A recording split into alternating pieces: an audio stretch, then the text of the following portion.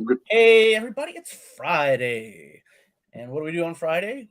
We shoot the stuff and we do artwork.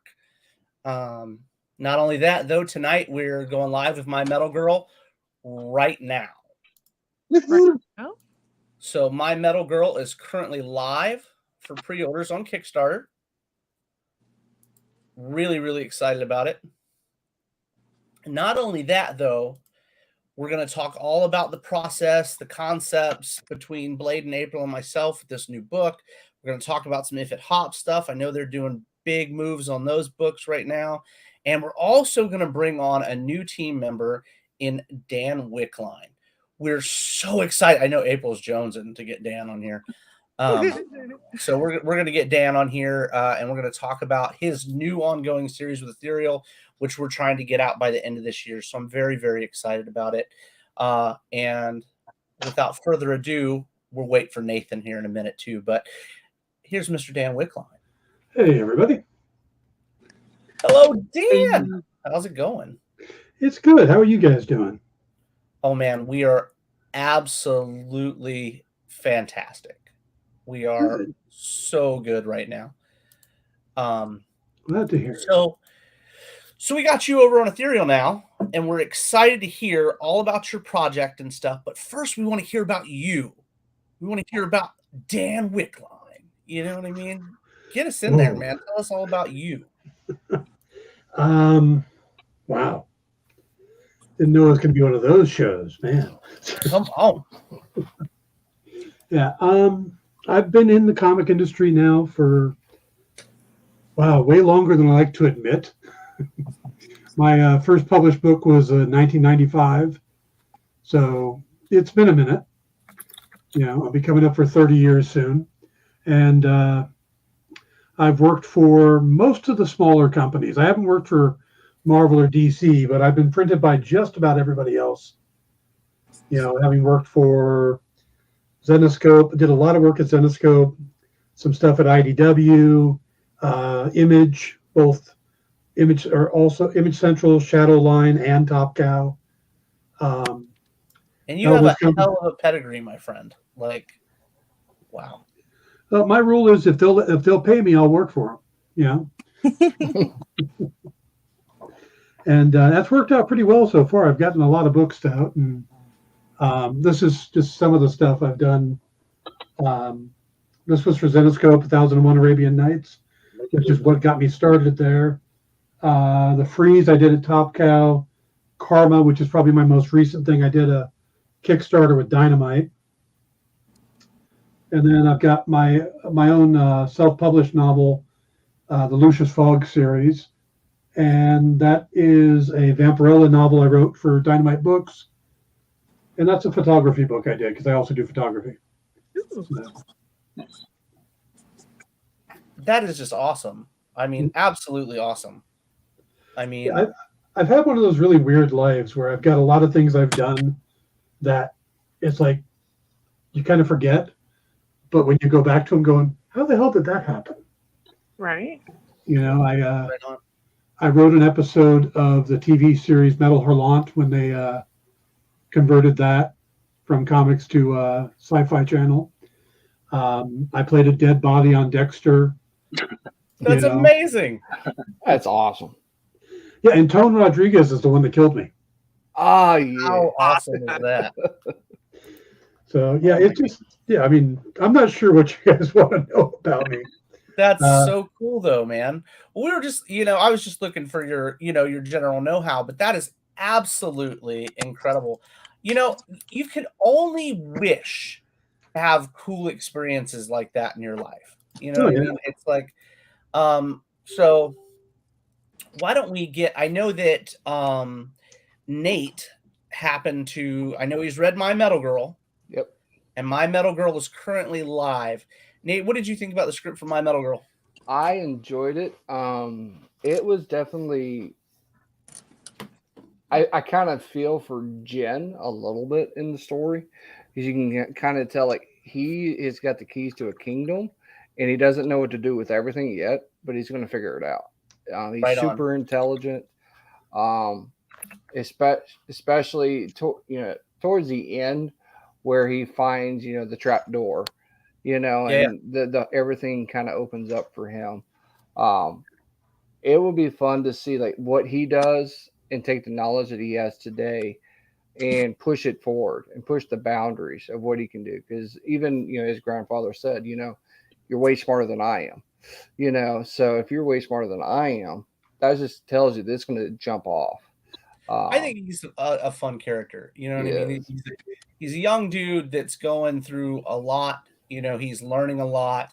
But, my Metal Girl it's so interesting because we went and we're pushing beauty, yet we're pushing these really wild, battle scenes and segments with these crazy, just all like super powerful metal chicks. You know what I mean? So I dig the theme. I dig the art that everybody's putting out.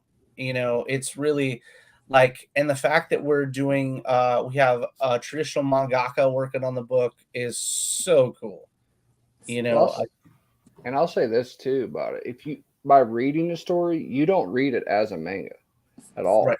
Like literally it could be its own standalone story. It's just the art that changes it, for the perspective of it. Absolutely. And I'm always a reader first, then artist after. A lot of times I like to read the story, see where it's going to go. And then art just enhances it as it goes through it. But what I enjoyed is like the connectivity pieces of like him and his girlfriend, at the time. But then you can see like that's secondary to what he wants to actually do. Like he's not really thinking about that in the forefront of his mind. Like, oh, I've got here, just let's go. Yeah. Kind of thing. Well, the relationship between Jin and Rhea it's almost very one-sided. Mm-hmm. You know what I mean? It's like he doesn't consider her much when it starts, No. so there's a lot of growth to be done between the two characters and whatnot. But man, I'm in love with these covers, right? Like, let me see if I can bring out one that's good covers. But we just had a ton of fun putting them together. I mean, it was just awesome to see the folks come together and work on such beautiful pieces to put out. I mean, it was just some of them unexpected, coming out of absolutely nowhere, that were just absolutely wild pieces. With a bunch of the normal team members on it and stuff, and coming out and bringing out some really fun artwork. So again, I was absolutely thrilled with the stuff we brought out. Steph and Carrie always bring theirs and they have a good time. I want to show you this one. I hope I don't get in trouble for it, but if they slap me for it, whatever. Do it. This one was a ton of fun. Like, I had a lot of fun with this cover. And Derek Tipton killed it. It was a lot of fun. Unusual. You know what I'm saying? When you live in a world where everybody's doing the same thing, you got to stand out somehow. You've got to make yourself seen. So I think that's very, very powerful imagery. Anyway, so like I said, we've got My Metal Girl live right now. I just backed, so. Oh, well, we appreciate that, Nate. We appreciate that. So we're just, we're doing our thing, Anyway, so let's get in here. I know that Bladen is a big fan of everything that Dan is about to put out. Like, I already know that he's a big fan of the, the Arthur Pendragon stuff and, that kind of realm. So let's see if we can't get a little bit of idea of what Dan has got coming out. All right.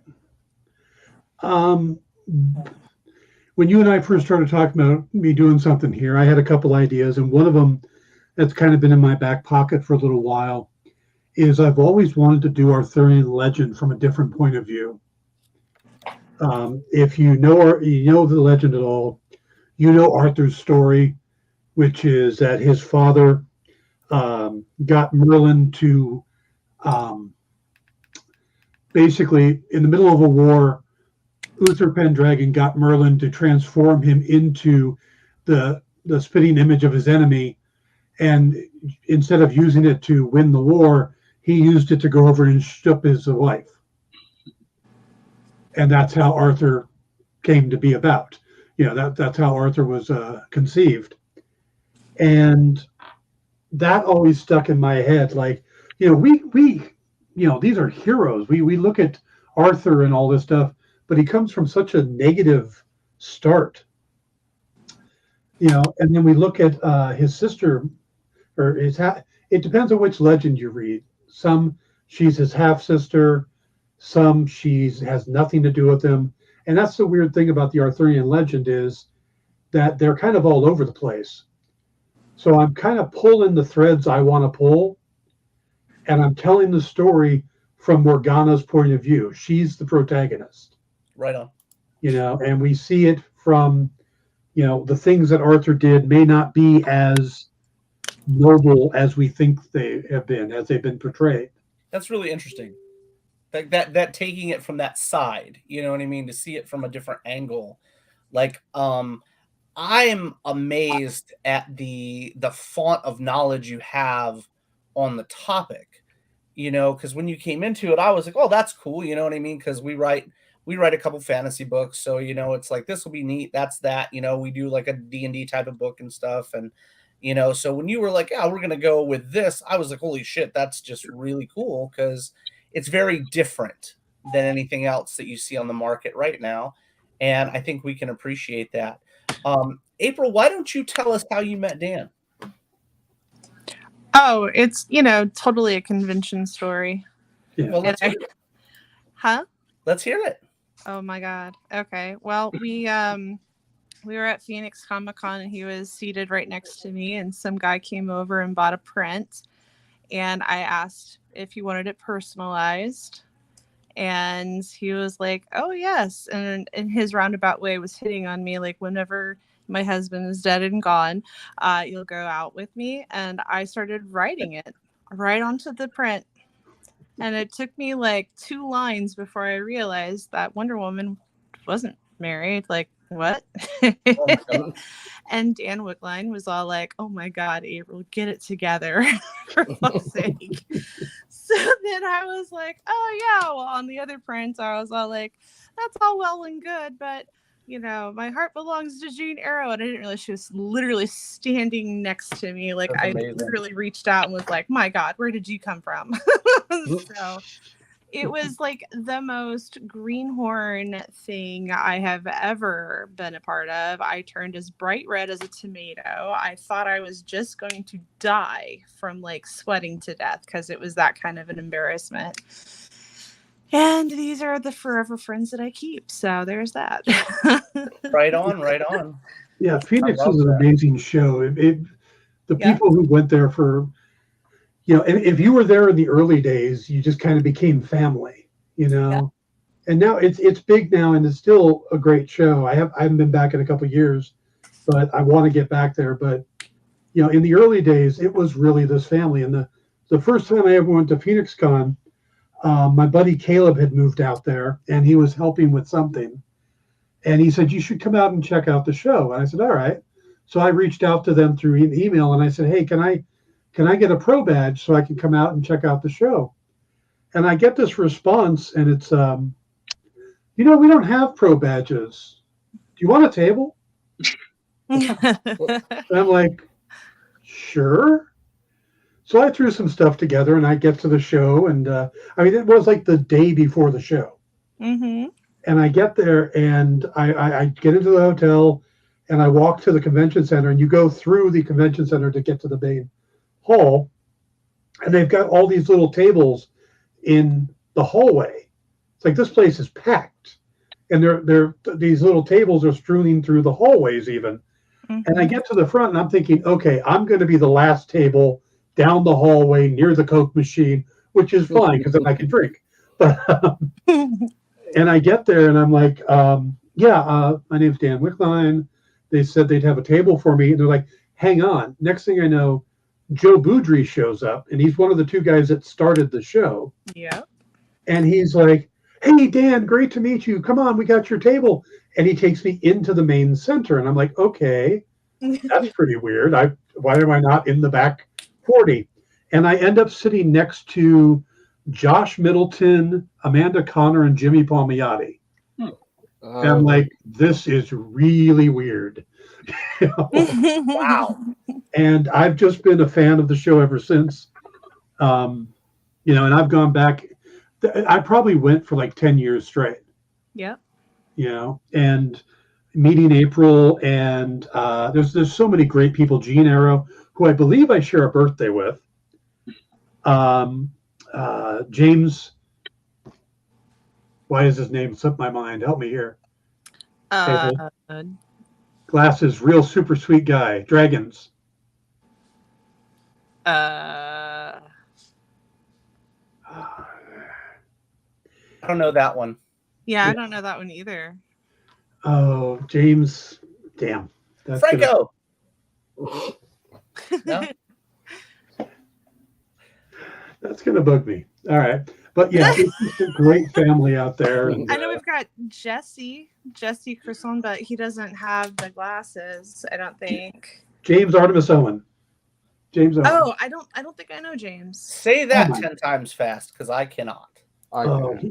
He does an amazing book series that you think it's just these adventurers, and you find out they're these classic authors are the characters, and it's all about dragons and this fantasy world, and these are gorgeous books. Very cool. And he's out there in Arizona, and I think he just got married, actually. Aww. So James, if you're watching, congrats. Oh yeah, that's amazing.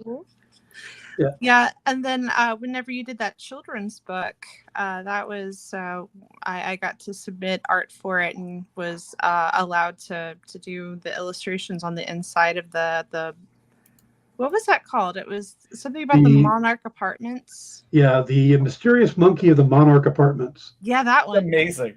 That was an idea I had while driving home from Arizona. Mm-hmm. I wanted to write it for my girlfriend's children. They had just got their parents were just going through a divorce and getting used to moving from a house to an apartment building, and you know, their whole life had changed. So I wanted to do this story. I think I wrote the story in a day, but I dreamt it up on the drive back from Phoenix, and I put out there on the Facebook, whatever, hey, I need an artist for this kid's book, and April went, I'll do it. And I don't know about submitting. I went, yes. Yeah.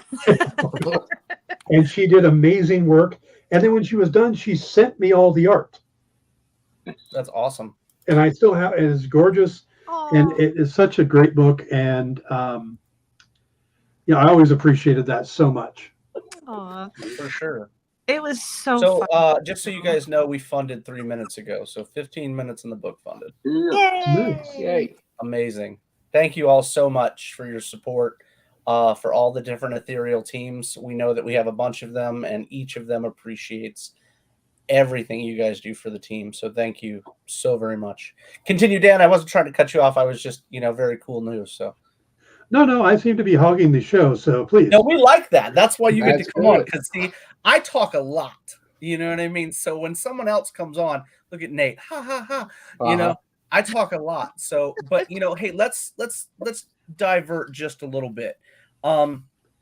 So we've got If It Hops running right now from an incredible team with April on that team as well, which is just awesome. We're really excited to have her working on the interiors for that book, because she is also, I think, probably the biggest fan of that book at the same time. And I love that. I think it's such a personal experience for people to be able to work on a project that they hold near and dear to their heart. And that's such a fun thing for us. But to have teams that are running multiple books right now, let me tell you something that's really cool.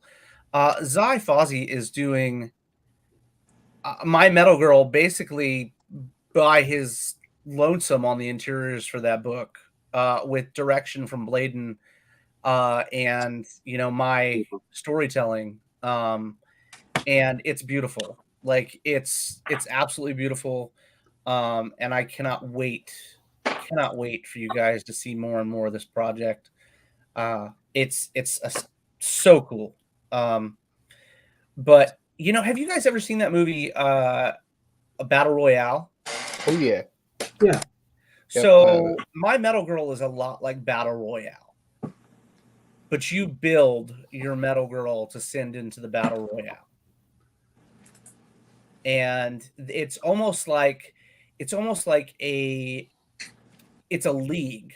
So you've got all these folks that build their Metal Girls to send into different combat arenas, and they build them specifically for different environments and battles and stuff like that. And you get like celebrity status the higher you make your way through the ranks of the ethereal, or not ethereal, Jesus, of the Metal Girl battles. It is a battle. Should have called it Ethereal Girls. An uphill battle. It is an uphill battle. But it's such a cool concept to me because it's like weird science for adults. They're building their most beautiful chick they can build to send in there to go at it with this fucking Valkyrie, that the other guys have built because they don't give a shit what she looks like.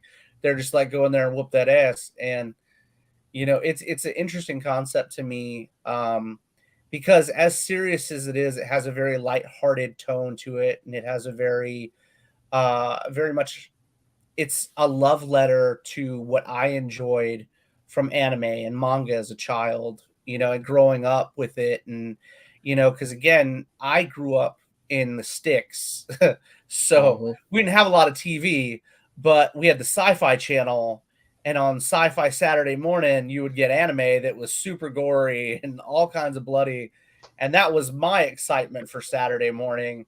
So I was always, when I started getting older, I continued to watch things. I was watching The Guyver, I was watching Appleseed, I was watching Akira, or, Bubblegum Crisis, or whatever you want to, wherever you could go with it. Guts, you know what I mean? Berserk. There was a lot of stuff, like Ninja Scroll. But, and all those things affect what I wanted to put into Ethereal's first manga style book. And again, it is not a manga size, so you're not going to have to worry about Ashcan size. It is a full-size comic book, and you don't have to read it right to left. You still read left to right, but it is a lot of fun. Like, it's so much fun.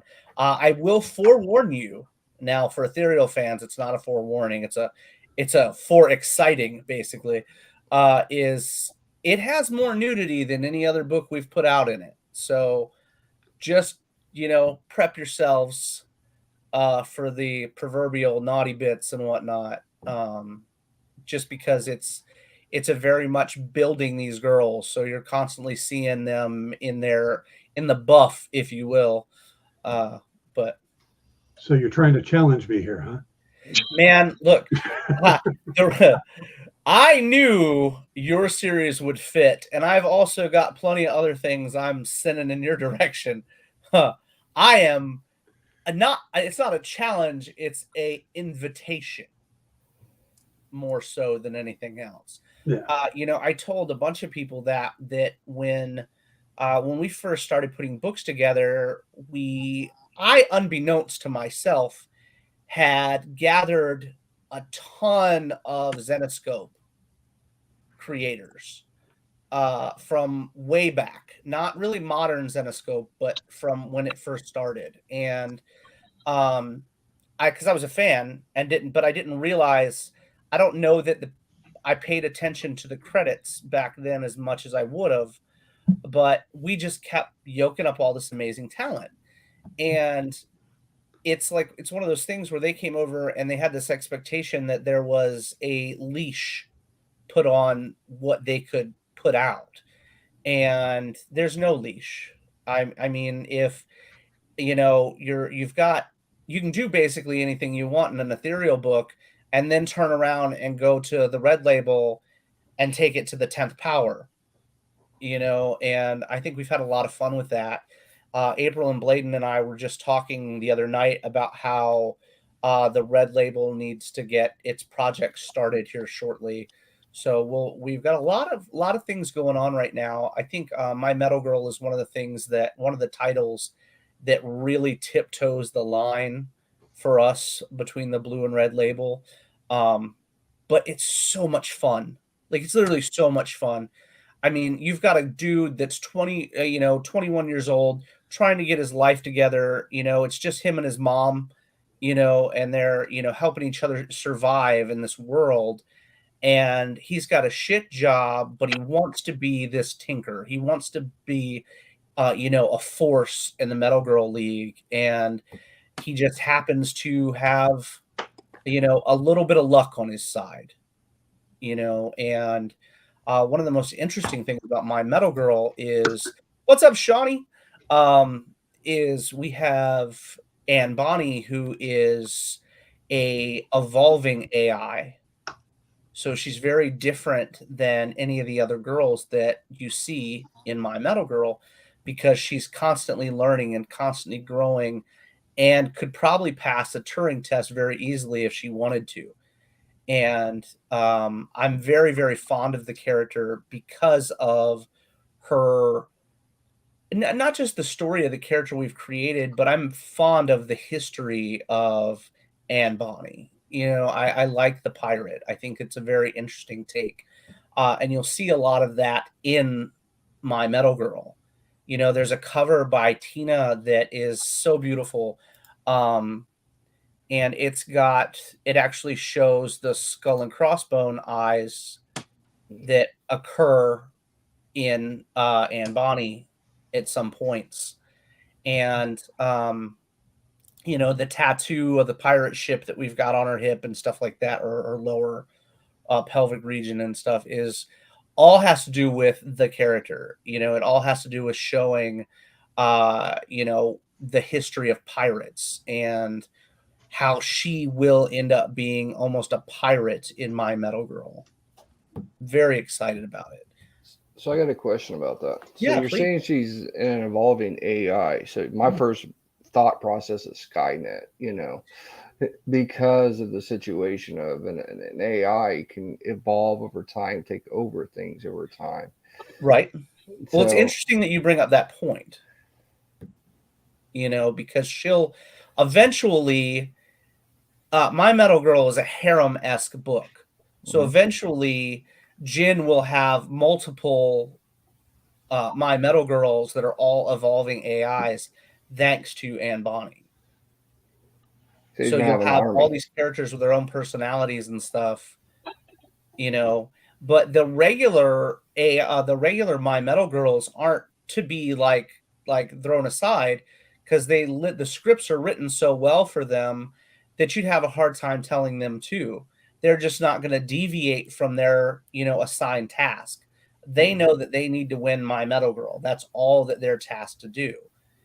So when My Metal Girl is over, when a bout is done, they come in and they shut down. Sort of like how Ghost in the Shell, they have an advanced AI in there, but then you also have all the other cybernetics around him, and sure. they all have a function per se, to do in their role, but they're not the central character. Right. The central character is still going to be revolving, still evolving throughout the story. So it makes it easier for all of us that read the story to understand it's going to keep going and going and going. Absolutely. Well, growth is important. Go ahead, Dan. Is this written first person, third person? I haven't So had a it's chance to third. Third. It's Jin is actually, I can show you guys some of the interiors right now. I was just thinking, with the fact that you're dealing with these AIs and stuff, eventually you ought to switch the narration from third to first person. That'd be interesting, right? Yeah, the AI takes over the book. Yeah. Oh my gosh, how fun would that be? Ooh. That'd be so much fun. Yeah, no, that's a great idea. I have a fascination with storytelling that is well, I have a style, right? Like, everybody's got a style. And it was interesting when April poked at me the other day, and she was like, "Hey, we can tell when it's a book written by you." And I have a penchant for moving in a direction that would be different or strange or out of the ordinary. And I think that AI is something that I find very interesting, and I didn't even realize right? I didn't even think about it because I'm a big fan of cyberpunk. And I got in when we started putting Babes, Gore, and Dinosaurs together, we integrated AI characters, but the AIs are all on leashes in Babes, Gore, and Dinosaurs, whereas they are not allowed to do certain things, act certain ways, have certain freedoms. And those things are things that AI are fighting for in Babes, Gore, and Dinosaurs right now. Same thing with our tank bred characters. Tank bred characters are grown in vats in Babes, Gore, and Dinosaurs, and it's an illegal practice, but people with money or people that want things are going to do whatever they want to do anyway. So you've got all these characters that are walking around that have no rights but deserve those rights. So we're constantly playing around the boundaries of ethics, with certain characters. And I think this will be an interesting take on, like if you're a fan of the Hunger Games, it's a lot like those kind of shenanigans, except you get to build your chick to send in there, and then you've got all your espionage and stuff that's going on between these massive companies that are, trying to get the technology to steal from their buddy to make a better My Metal Girl than that guy. So, money is power in most things, and it's no different in My Metal Girl. These companies are going to come after Anne Bonny. They're going to come after other, My Metal Girls. They're going to want to buy people out, so on and so forth. And if it doesn't go their way, they're going to turn to other forms of espionage to get what they want. Especially if you can hack into their systems, figure out how they built it, what the science is behind it. I mean, Absolutely. then you steal the schematics and the artifacts, and then it's all over. For sure. Then you can have multiples and multiples and multiples, but the catch is if you have it and it's only a shell per se, and does not have the actual AI involving, then they're never going to be on par. Yeah. It's a very interesting concept that we're running with this particular book. Like I enjoy everything that we put out, but I'm really excited about what Dan's got going on. Like I'm not, no lie, really, really excited about it. I think you guys are in for a real treat, with this book. Blaine, you have any questions about this particular story?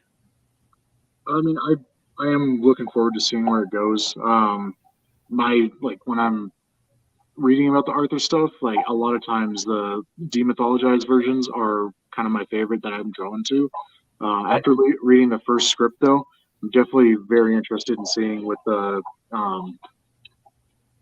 perspective being one of the magical characters, but more of like a force of nature than just an actual person in the story trying to do work. Like, I don't know how much I'm allowed to say or not, but Right. Outside of the time and the characters and all that kind of stuff, there's definitely a lot more to it too, which is cool.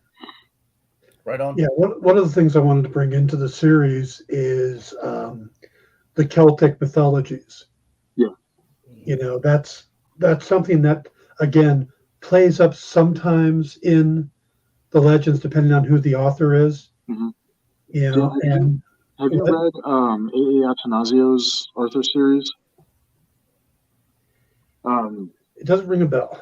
Okay, he has the Norse gods are like electromagnetic beings, and then the Celtic gods are players in the whole environment as well. So there's a lot of cool stuff there.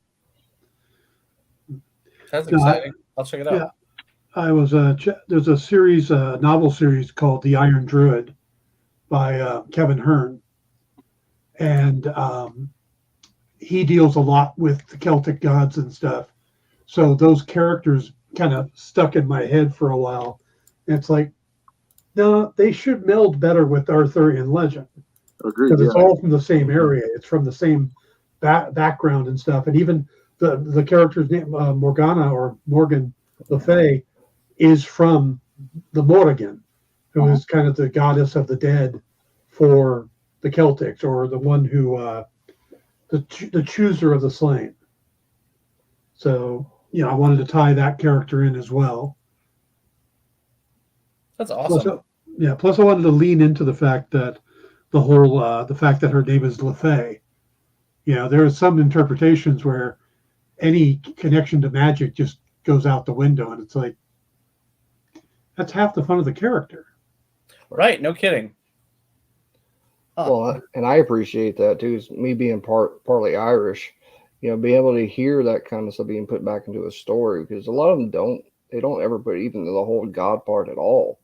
I mean, it's literally just the knights going against Morgana and Merlin's in the background supporting. You don't really hear the backstory, which is, I always enjoy the backstory of Morgana for that reason. Because you see, you've got your first female king that was supposed to occur. So there's a lot. There's a lot going on. And I can't wait to see more and more of that as the story develops. And I know that we're reaching out to an artist already to see about getting it all started in the next few months. And I loved the script. I couldn't have been happier with it. And I think that you guys will thoroughly enjoy it. Everything that we put out, we spend a lot of time going over it and fooling with it. And I get real curmudgeon-y about it. It's gotta be really good, or we don't put it out. It's just one of those things where I'm always of the opinion, and I know that April and Bladen are too, that when we put out a product, it has to be the best product we can possibly put out. And that's not just because we want the best product in the market, which is great, because we do. We always want to be the number one. That's something that we strive for. But it also is your time that you're spending reading these books. It's the money that you're putting into these products. We want to make sure that it's always worth the time, because time is something you can't get back. If you spend 30 minutes, 40 minutes, 50 minutes reading a book of Ethereal, you go back and read it a few times over, that's something that is part of your life. And it nothing can take that away. No amount of dollars, no matter anything can take away that you took your time into reading our product. And we appreciate that more than I could ever even begin to explain. Shawnee says, not exactly sure when you launched, but I see that you're well past the funding goal. Congrats. Thank you so much, Shawnee. We appreciate that. We always have a really good time on these launch nights, and it's a lot of fun for us to be able to start bringing folks together. I honestly am going to try, April and I have tried it this week.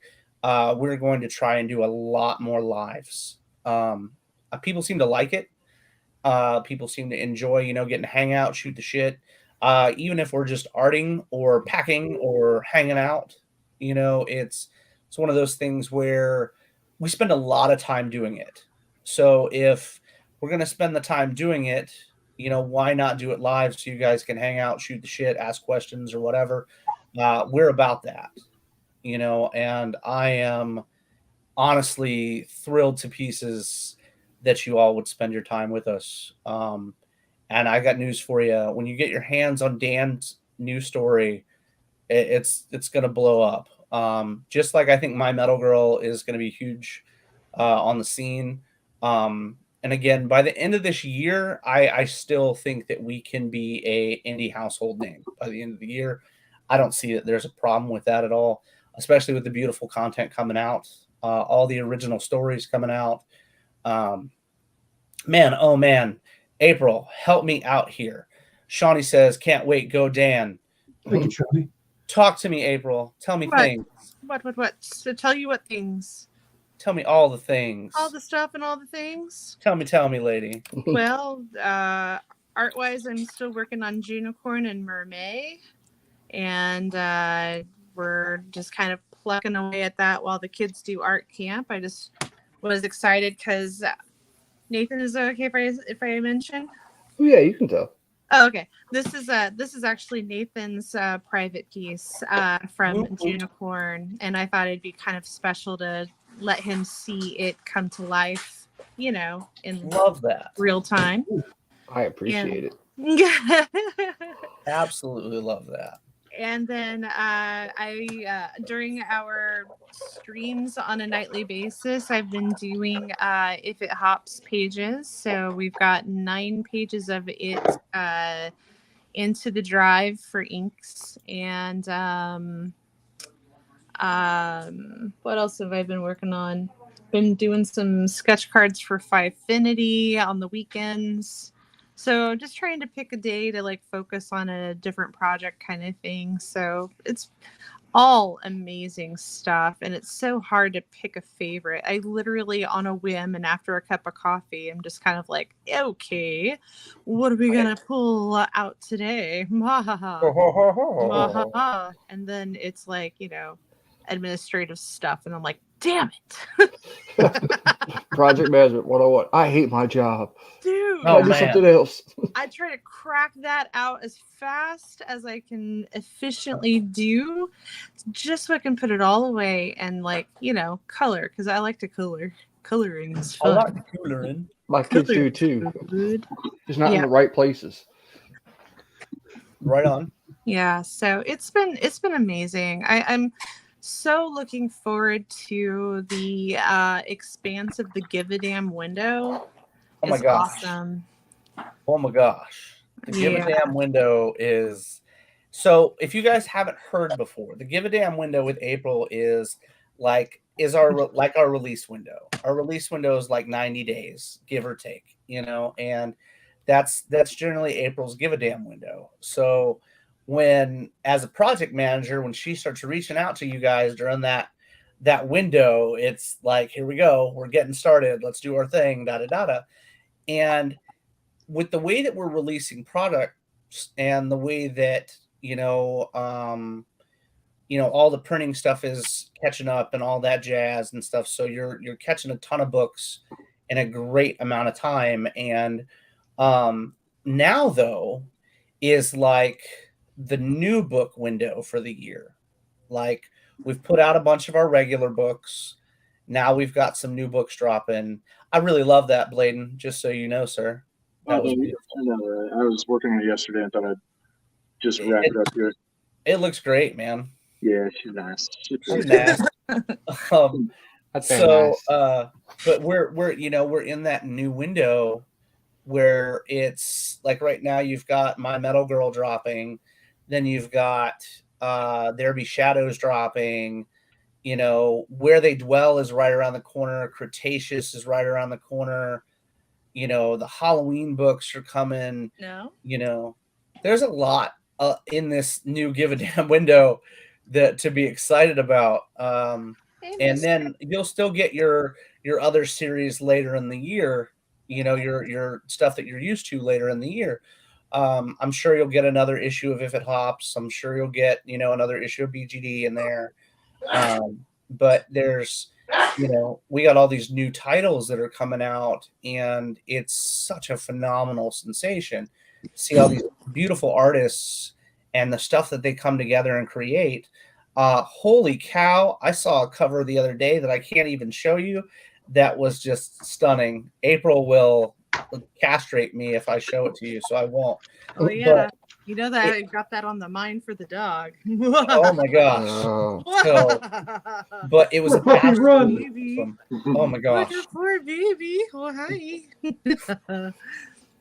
No, it turned out absolutely beautiful. And like I said, we've got all the stuff from My Metal Girl dropping tonight, and then There Be Shadows is next, and the covers are insane. The story's insane. The covers are insane. We're having a ton of fun, and it's as long as you guys are having a good time, that means we're doing something right. So we're gonna keep doing the stuff that we're doing, and hoping that we can continue keeping you guys happy and entertained. Because I think outside of it being a full-time job for us and us actually existing, it's the soul food as well, right? The you guys enjoy the products. Cajun spice. Creole. Spice. I'm still gonna get a T-shirt that says like black, white, and camo on it. So, Yeah. That's your bread and butter, sir.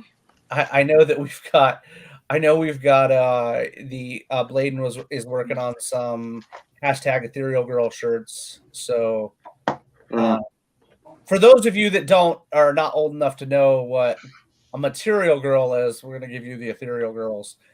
In the ethereal world. In an ethereal world, absolutely. Well, I plan on voguing it out. Oh yeah, Oh sure. you're gonna vogue it out. I'll vogue it out, and they'll be like, "What happened?" I'm like, "I don't know. I just forgot everything for a second." Oh my gosh. I know. I'm hitting that age bracket before long. Boy. Well, I think that we're all in a space now where, I got asked again today if we were going to do any superhero books. I don't know why everybody wants me to write a superhero book. I have no clue. They're just trying to get you into that box. But like you said it best, and Heather basically, said the same thing, is if I don't have the story to tell, it's not for us. Not right now. It may show up one day when I wake up or just walk out of the shower and have this epiphany that I need to write a superhero story. But until then, it's not my story to tell. You don't need to play with other kids' toys if you don't have a good idea for the game. Yeah, right. You're gonna break other kids' toys, and we don't need to do that. If Dan decides that he wants to write an ethereal superhero story one day, that's up to Dan. But I'm not the one currently in this state of mind. I'm not the one. Just because it'll end up being, Shawnee says, I don't want you to write a superhero book. I appreciate that, Shawnee. No. And I don't think Nate wants one either. No, if anything, I'd rather read. Do what now? Ricky and Agency are my superheroes. That's it. I'd rather read an anti-hero book any day over a superhero book. Yeah. There's an actual vigilante or something like that. Not Batman, not nothing like that, but like a villain redeemed himself kind of thing. To me, that's a better situation. Well, you've got a really cool story coming up from If It Hops that is kind of along those lines. So you guys will see some fun stuff in that vein coming up. But it's one of those things where stories come from like within, you know what I mean? They come from a space that's very strong and you're very devoted to it. Like when I sit down for a book, like I've told you guys before, I won't leave my office for 10, 12 hours. Like I will not come out. Like it's all encompassing to me until I get it on the paper. And then when I get it on the paper, I can go sleep or eat or whatever I need to do.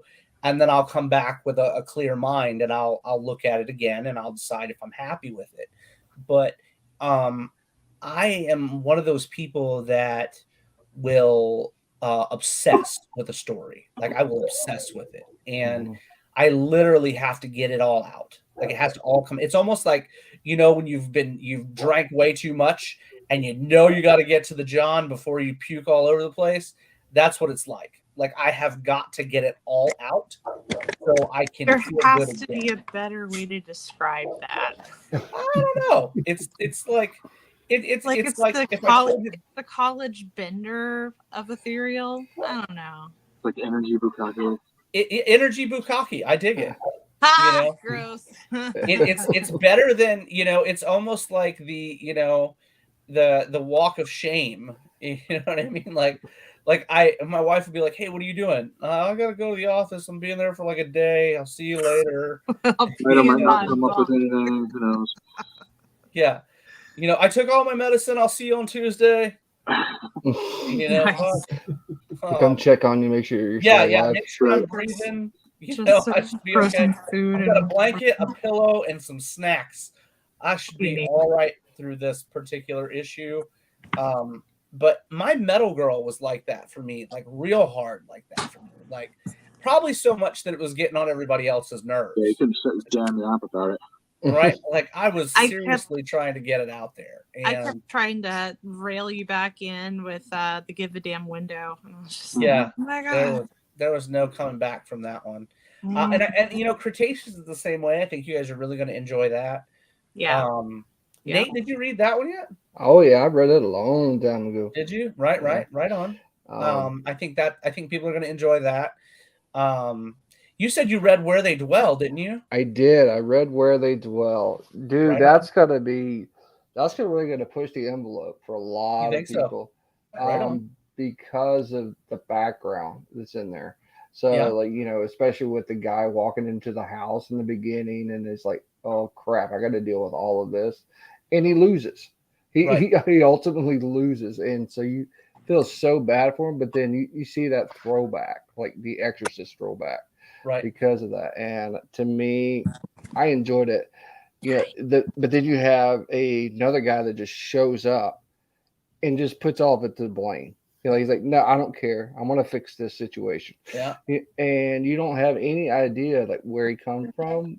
He just shows up magically. Kind of has a Constantine feel, like a John Constantine feel to it. Right on. So I'm like, yeah. Some people, if you don't like demonology kind of things, some people are not really into that.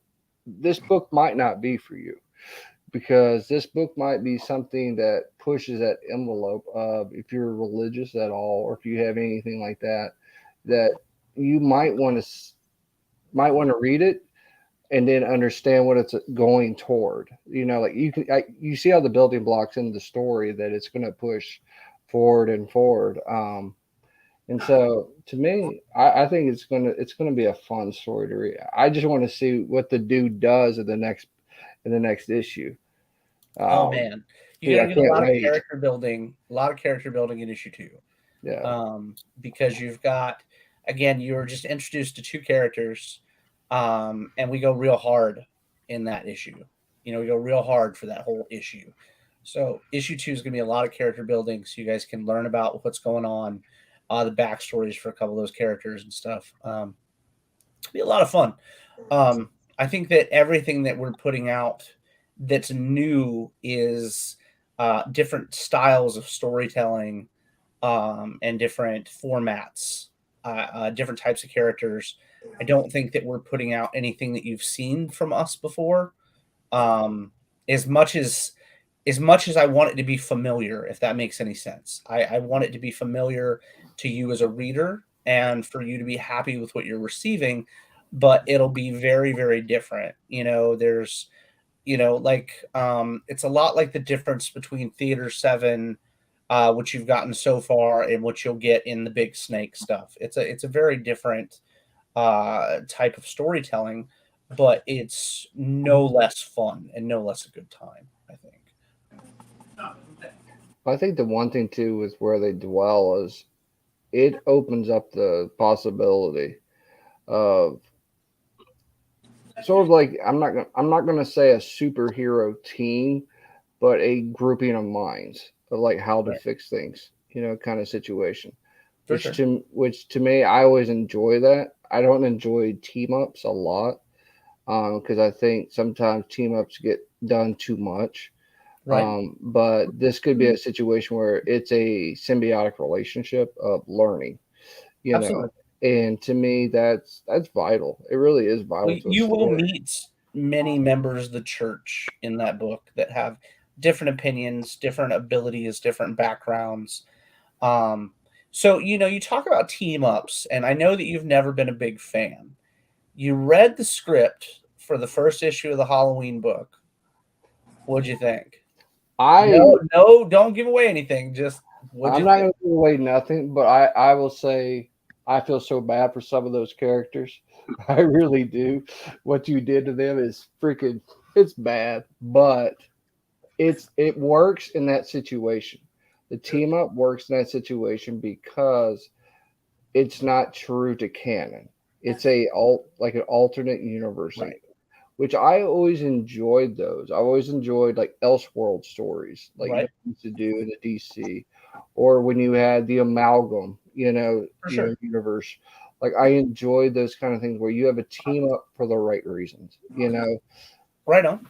I love that world that we've created for the holiday books. It's just fun. It's very gentle, because I wouldn't say gentle. Gentle? That's where you went with that? The Christmas book is very gentle.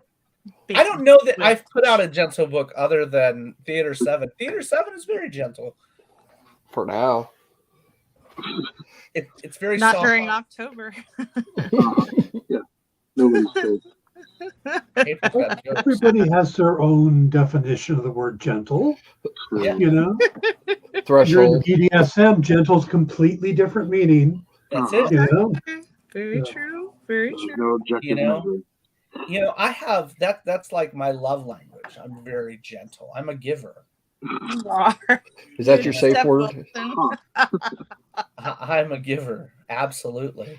But I'm glad you enjoyed it, Nate. I value your opinion very much. And then but again, if you guys are prepared for that, pseudo realistic comic book storytelling in like a medieval era, Dan's book's going to be incredible. It's very different. I know that we put out Fallen Leaves. Fallen Leaves is a very different type of thing than that. And I think that you all as readers are prepared for what you're about to step into. You're prepping for it now, I think. I turned that script in and I was thinking about it. I'm like, pretty sure the title character only appears on 4 pages of the entire book. Yeah, yeah, and they're at the very beginning. And one at the very end, Yeah, that's true. Yeah. technically. Man, if you have her in something black, white, or camo, it's gonna definitely be Oh my gosh, realm. you in black, white, and camo. You and your black, white, and camo. Whatever. I don't know anything about black, white, and camo. You know Well, all about it. Well, ironically, with my metal girl, it might be in the same situation. No, you're not gonna get any. Well, they wear white. And they have some characters that wear black, but I don't know anything about any camo in My Metal Girl. That doesn't. Oh, come on. Yeah. You can do that in the fight. You know you can do that in the battle royale. Somebody's got to wear camo. See, I don't think there's a lot of medieval camo. No. No. That's probably just different stains of blood from battles, Yeah. Unless you're fighting the Irish and the Scottish and they're wearing different kilts. Then you can put a camo on the kilt. There you go. I can bring my family tartan into the battle. There you go. Mm-hmm. Now you're talking. Yeah, Wow, you're doing Ryoshi, huh? Yeah, I am. Very cool. With a friend. With a friend, I dig it. Mm. I dig it. They seem very friendly. Very friendly. Yeah.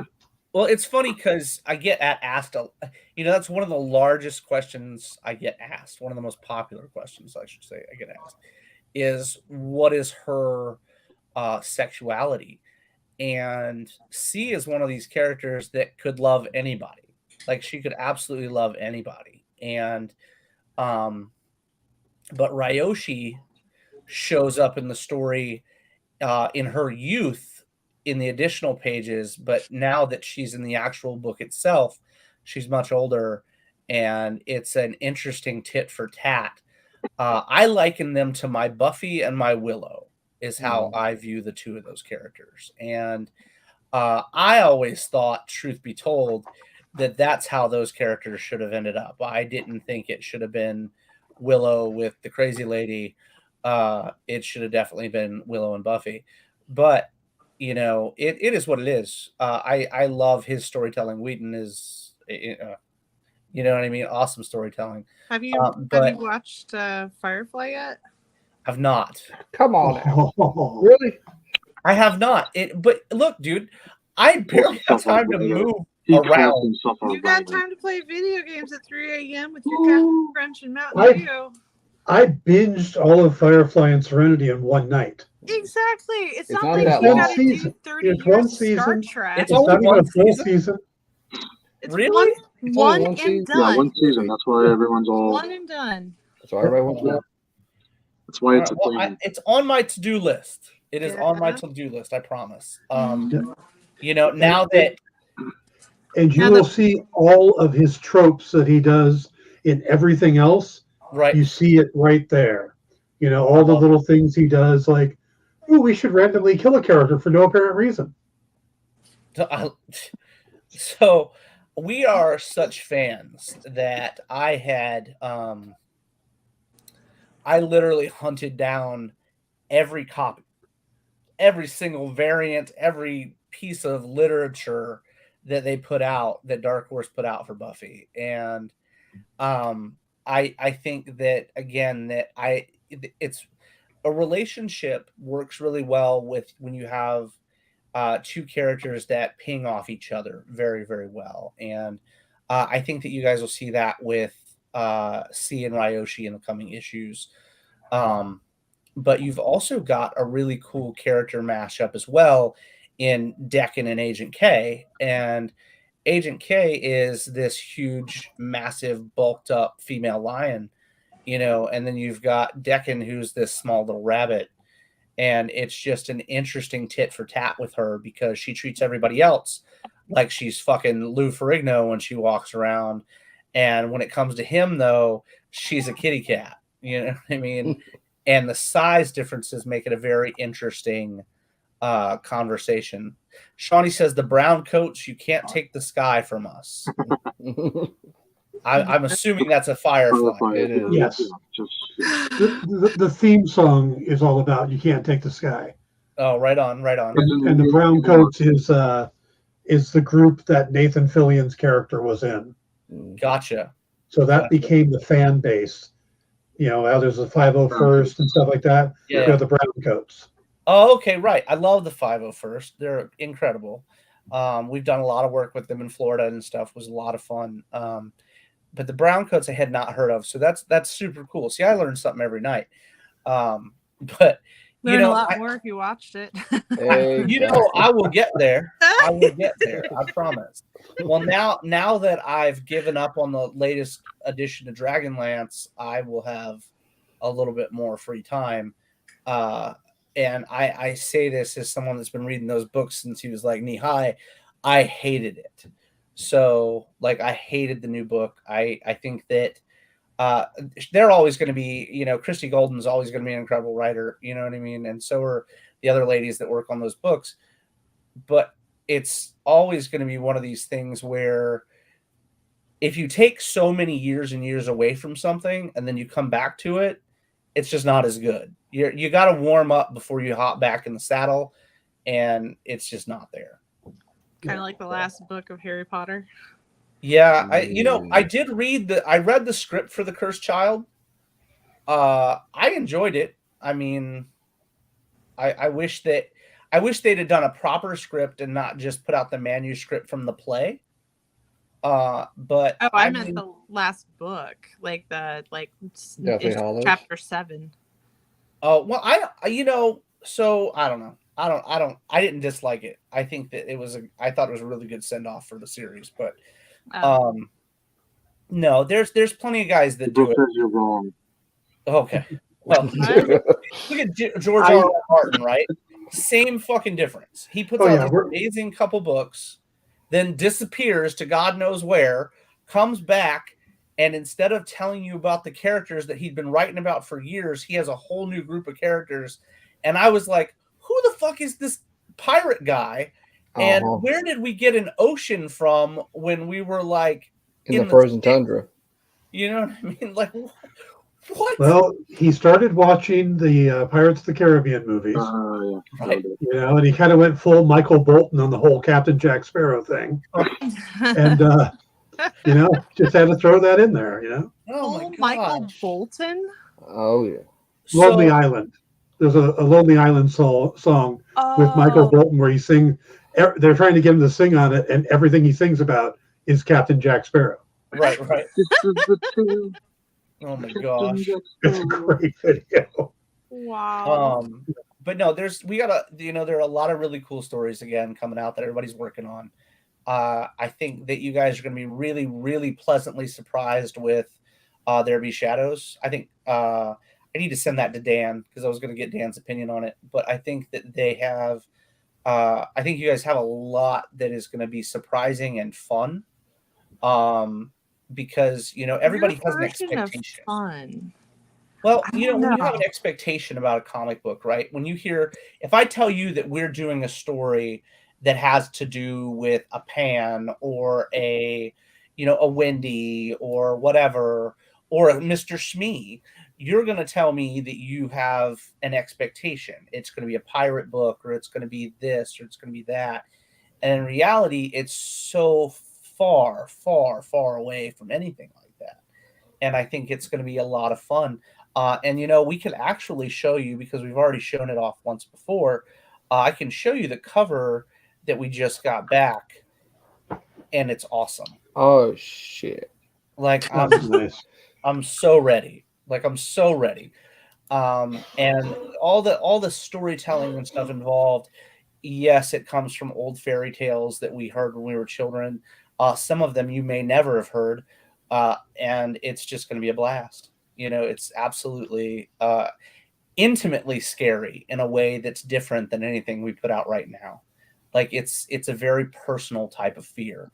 Like it's not, you don't have to worry about getting shot out in the street or, some kind of serial killer coming after you or anything like that. It's a very, very intimate fear. And I enjoy it. Like, See, I like it when you start describing things in a thrill or having that intimate fear. Now that sounds more like it's the ethereal spice. yeah. Well, I'll tell you what, I like what you did with it. I mean, I've read the story like 10 times, because that's my favorite story so far this I dig year. that. Right on. You turned it on its axis, is what you did because good is not good in that book. Bad is not bad either. It's a complete gray area, and that's why I appreciate gray areas, because you can see it from a different point of view of what if this didn't happen the way it did happen in the other stories. How do you change it? Like, what if Pan is bad? What if all the stuff that you've been told your whole life is wrong? To me, I thought it was a good twist. But what I also want to see too is, like, for me, I would have not had any Wendy's. I would have not had any of that. I would have had a different group of people. Right. And it's because it lets everyone, like, what if it was you that in that situation as a child? That to me, that's what threw me so much for this story, is like, it could be any of us. That could have happened to any of us if we were in that situation. For sure. I appreciate that. And that's what I meant by intimate. It's a very realistic fear, because you're not sharing a fear with other people. It's you alone that it has this fear. It's not like you can talk to your buddy about it. It's not like you've got a hand you can reach over and hold through this situation that's occurring. It's a very in your face, just you type of fear. And yes, we have a Wendy. Yes, we have a Mr. Smee. Yes, we have a Davy Hook Jones. But the story with Pan is an arc. It's not it's not the whole book series. Pan is an arc, just like you'll have the Sea Witch or the Sewer Witch arc, and you'll have the stuffed animal arc that we've got coming out and stuff like that. It's all an arc. I like the fact that we can liken things to other things, and if you tell things differently enough, okay, as a writer, as a creator, as a storyteller, if you can bring familiarity to something that's different, like if you can go, oh my gosh, yeah, I have a memory that something to do with a word like that, or a name like that, or a situation, now it becomes more intimate. Just like if it hops, right? The first thing we did was make sure that you knew she was a normal person. Albeit a rabbit, she was a normal person. She's not magic. She's not anything crazy. She just happens to be a rabbit, And again, Devin Massey, the greatest compliment I've been given yet in comic book creation was, by the time we were in page 3, you forget that that's what the character is. The artwork is beautiful. The storytelling is on just as good. And then you forget. It's Heather. We love Heather. Hello, Heather. Heather is part of our marketing team, and she's a phenomenal individual. But as you get into these characters and these stories, if you can't get into them, if you can't vibe with them, or you don't immerse with them, you read them differently. Like I'll use X-Men as an example. As a kid, right? I'd pick up X-Men, and I'd be like the Jim Lee X-Men stuff, and you're looking through it as a 7-year-old, 8-year-old kid, and you're like, man, that's a lot of fucking words in that bubble. Like, that's a lot of fucking words. Chris Claremont. Quote from a 7-year-old. Yeah, I'm not reading all those words. I'm just not doing it. It's too many, and as much as you like the story, you're not reading all them bubbles because it's too much. So if you were now if we weren't just depending on smash bang boom in our X-Men stories, then maybe it'd have been a more interesting situation as a young reader. Isn't that how Image got started? What'd you say, Bladen? Isn't that why they decided to actually go over to Image, is to just make the smash bang boom less words? I'm not going to comment on whether I think that's what happened or not. Bye-bye. Sorry. I think a lot of that was actually money, to be honest with you, that people weren't getting paid. Yeah. Having worked with a couple of the Image guys, I don't think it was everybody that way. No, of course not. I know Valentino likes a good, healthy script. Yeah. Well, it's interesting, right? So as you create and you write, you're writing for the reader. Like myself, I write for the reader. I also write for the artist. Like I have an idea of who I want to work with for each project. So I'll write to that person's strengths, because that's something that it's a symbiotic relationship when you create a book together, and like, again, as a kid, that's where we all started reading books for the most part, except for April, because she's weird. But no, it's true. It's you wouldn't get a whole book or a whole arc, at least with me as a kid. It was pick up my book from 7-Eleven once a month, so I got one issue off the spinner rack and would come back and it would have nothing to do with the next issue I picked up off the spinner rack. But I always wanted to understand, but when you, like, my absolute favorite as a kid that I ever picked up was the Captain America and the Savage Land arc, and it was so cool to me because you got Kazar and you got, they're fighting all these dinosaur dudes, and it was just a lot of fun. But at the same time, there was very little storytelling in those books at all. It was Captain America kicking the shit out of bad guys is basically what you were getting. And I, as a writer, have always wanted you to be able to get in-depth story, even if you didn't want to read my words. So when you look at these panels, and Dan does it beautifully, when you look at the panels, you can understand what's occurring between the characters, even if you're not reading the words that they're speaking. It's a very nuanced, April, way of storytelling. It's a lot of fun, and to be able to do that takes immense skill, in my opinion, to keep someone's attention with just pictures. Well, I mean, that's something that I learned early on, is that, not every page needs to have dialogue. Sometimes the art tells the story, and I used to believe that Chris Claremont got paid by the word. Yeah, basically. That was the only thing that made sense to me. But yeah, I mean, let the art talk. That's part of it.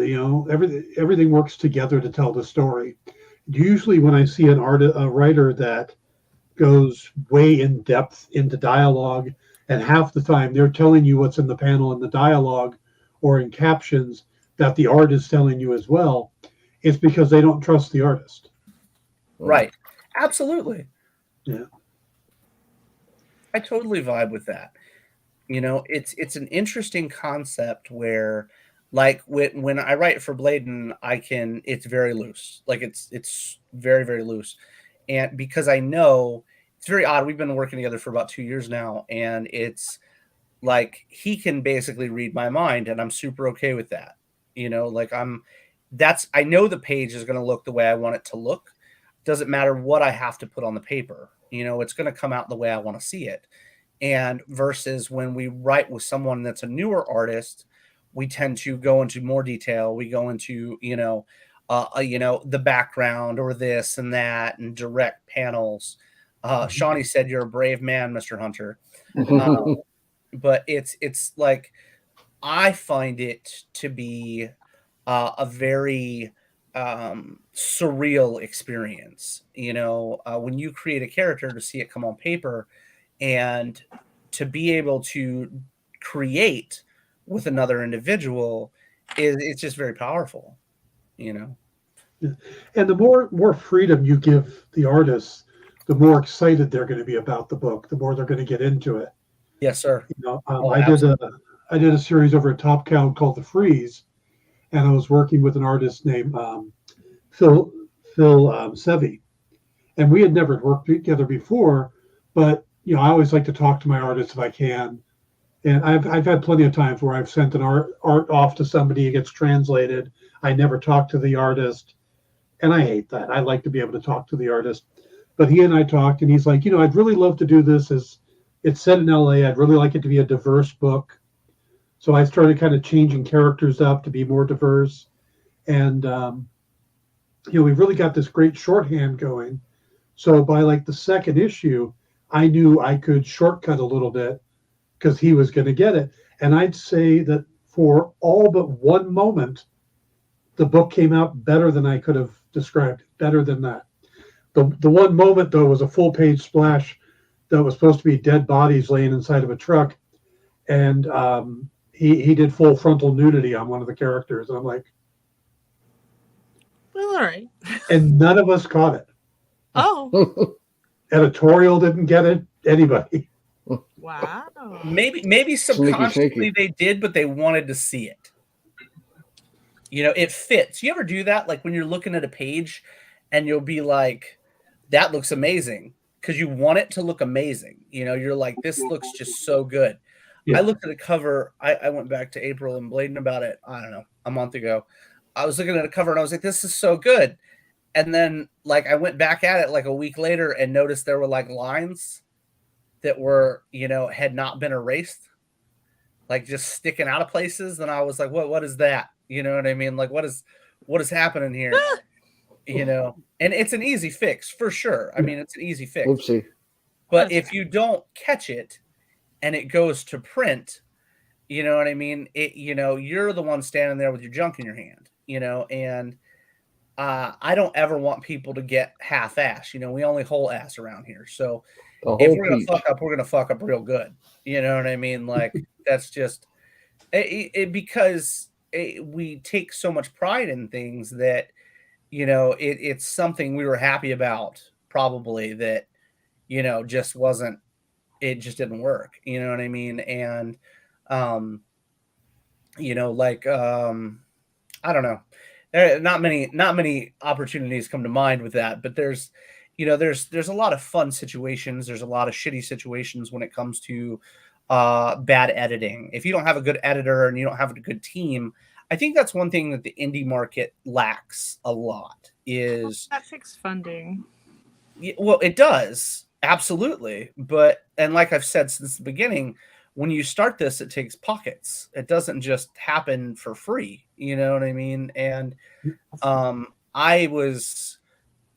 we were, funded out of pocket when we started this company. We didn't kickstart to start the company, and I think that when you go into comics, no one teaches you anything, right? There's nobody there going, this is how to do it. This is the way. And I think that, again, if you don't have a team or a stable of people around you to help each other succeed, it's very, very difficult. So you can catch those mess ups, right? If you don't have somebody that gets your back, you're going to put that out, and you're not going to be the wiser until someone comes back and says, "Hey, look, this happened or that happened," and you're like, "Oh shit," you know what I mean? That's, when we had the issue with the printing for for Greed last year that caught us all behind. When we had that issue, I would not have known until a fan reached out that that reads all our books and was like, "Hey, Dustin, this is messed up. This page is messed up." And when I was looking at the books before, I would just read into 3 or 4 pages and put the book out. I wasn't going. When you've got an order of 1,000 to 3,000 books a month, you're not going through every page. Now I do. Now I sit through every damn page.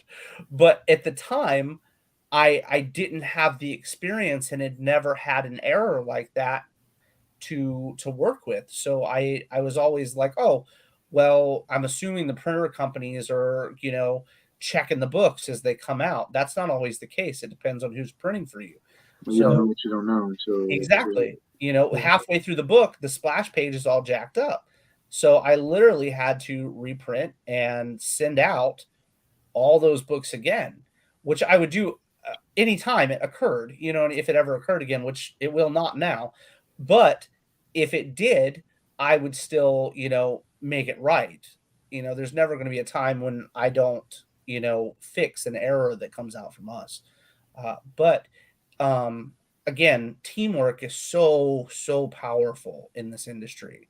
And I'm so grateful. Shawnee said, great, another hat to wear. Writer, fulfillment dude, now quality control. Just to name it.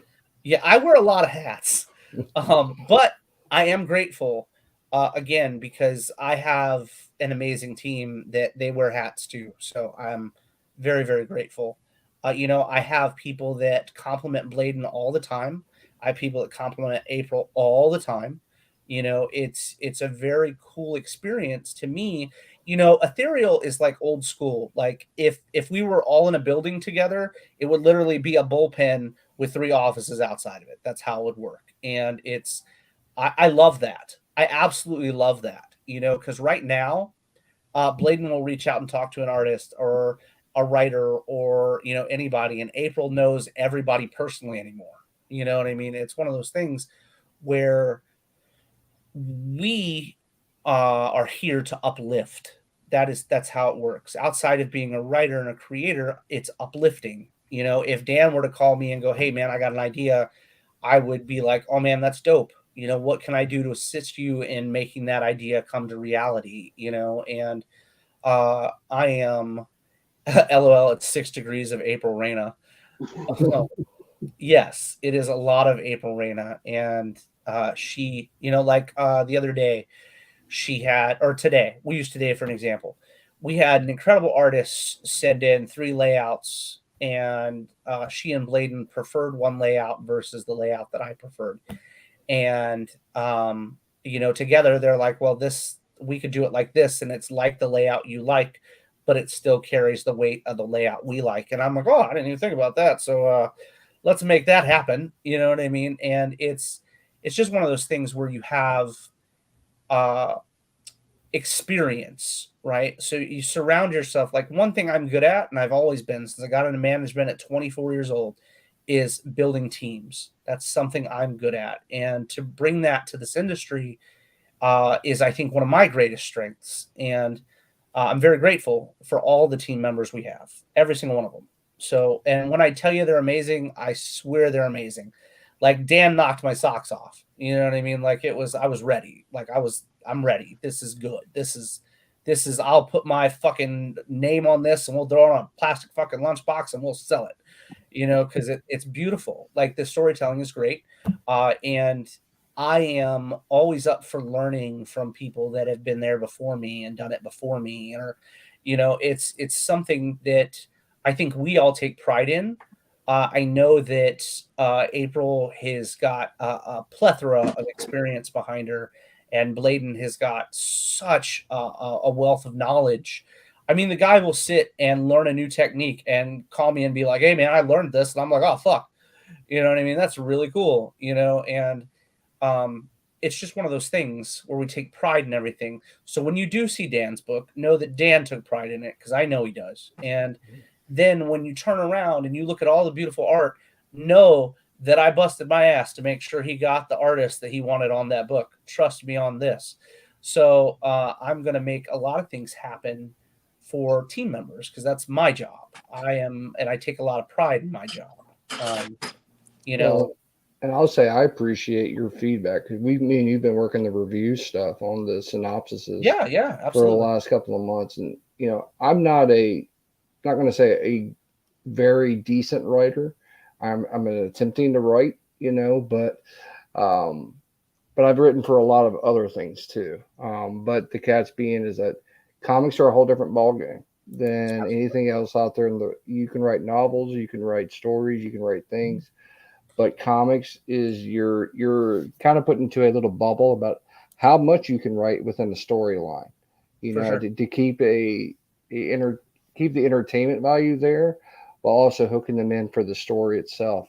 That's hard to do. The page turn, my friend, the page It turn. is. It's a magic thing. One It thing is. that your artists will look at as they're doing panels is, the S. Where is your eye following? And when it comes to writers, though, we have the page turn. And I was given an amazing compliment when I started, and I was told I was a natural of the page turn. I didn't even know what the page turn was. I had no clue. So when I heard that, I was like, well, I'm going to read that or look that up and see what that means. I mean, it sounds like a compliment. I need to pay attention, and as I got going forward, I realized that, it's funny that Dan brought it up to me in a conversation the other day because I'd heard it before.